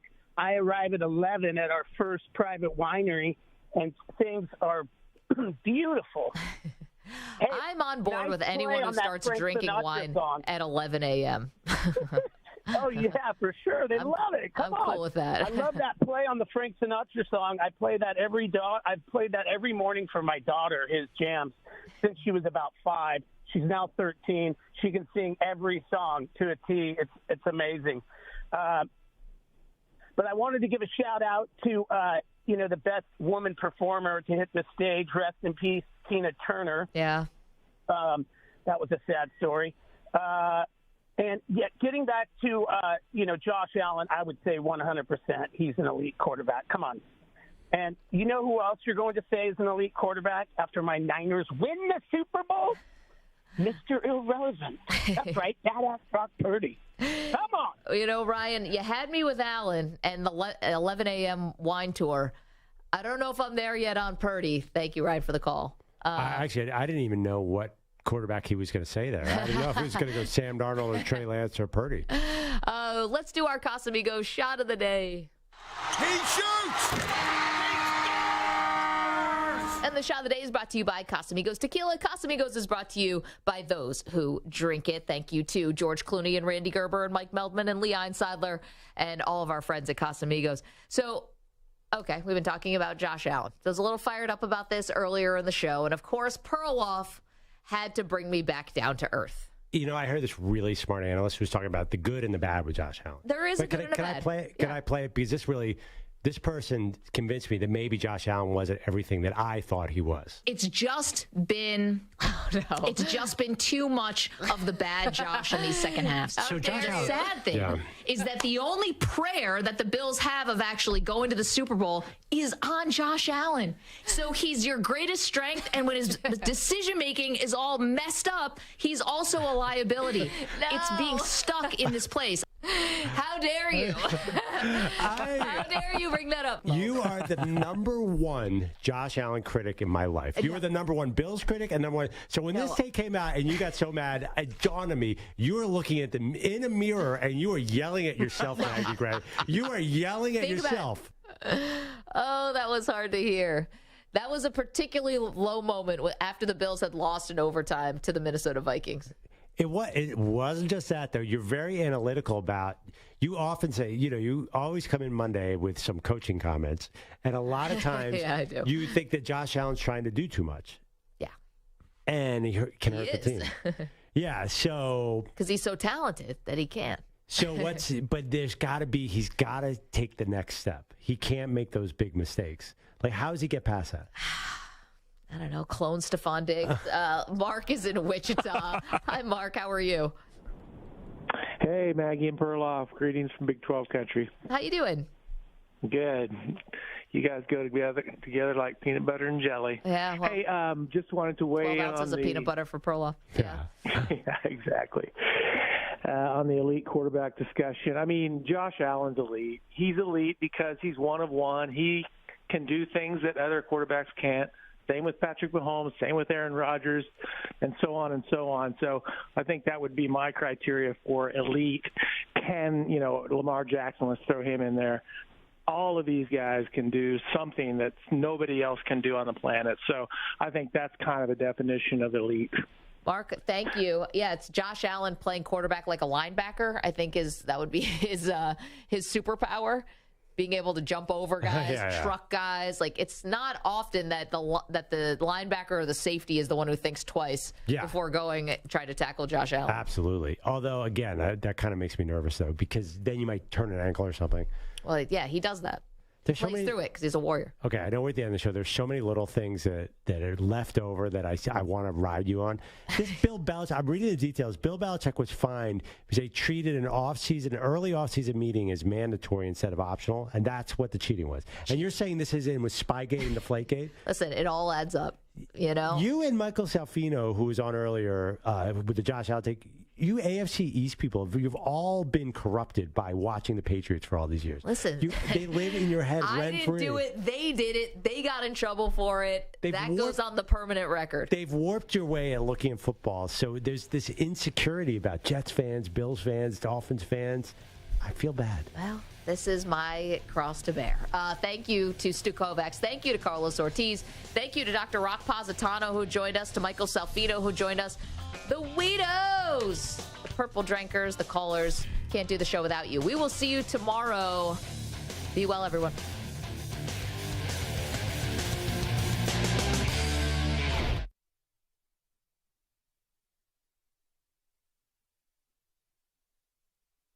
You're in a 5-minute break.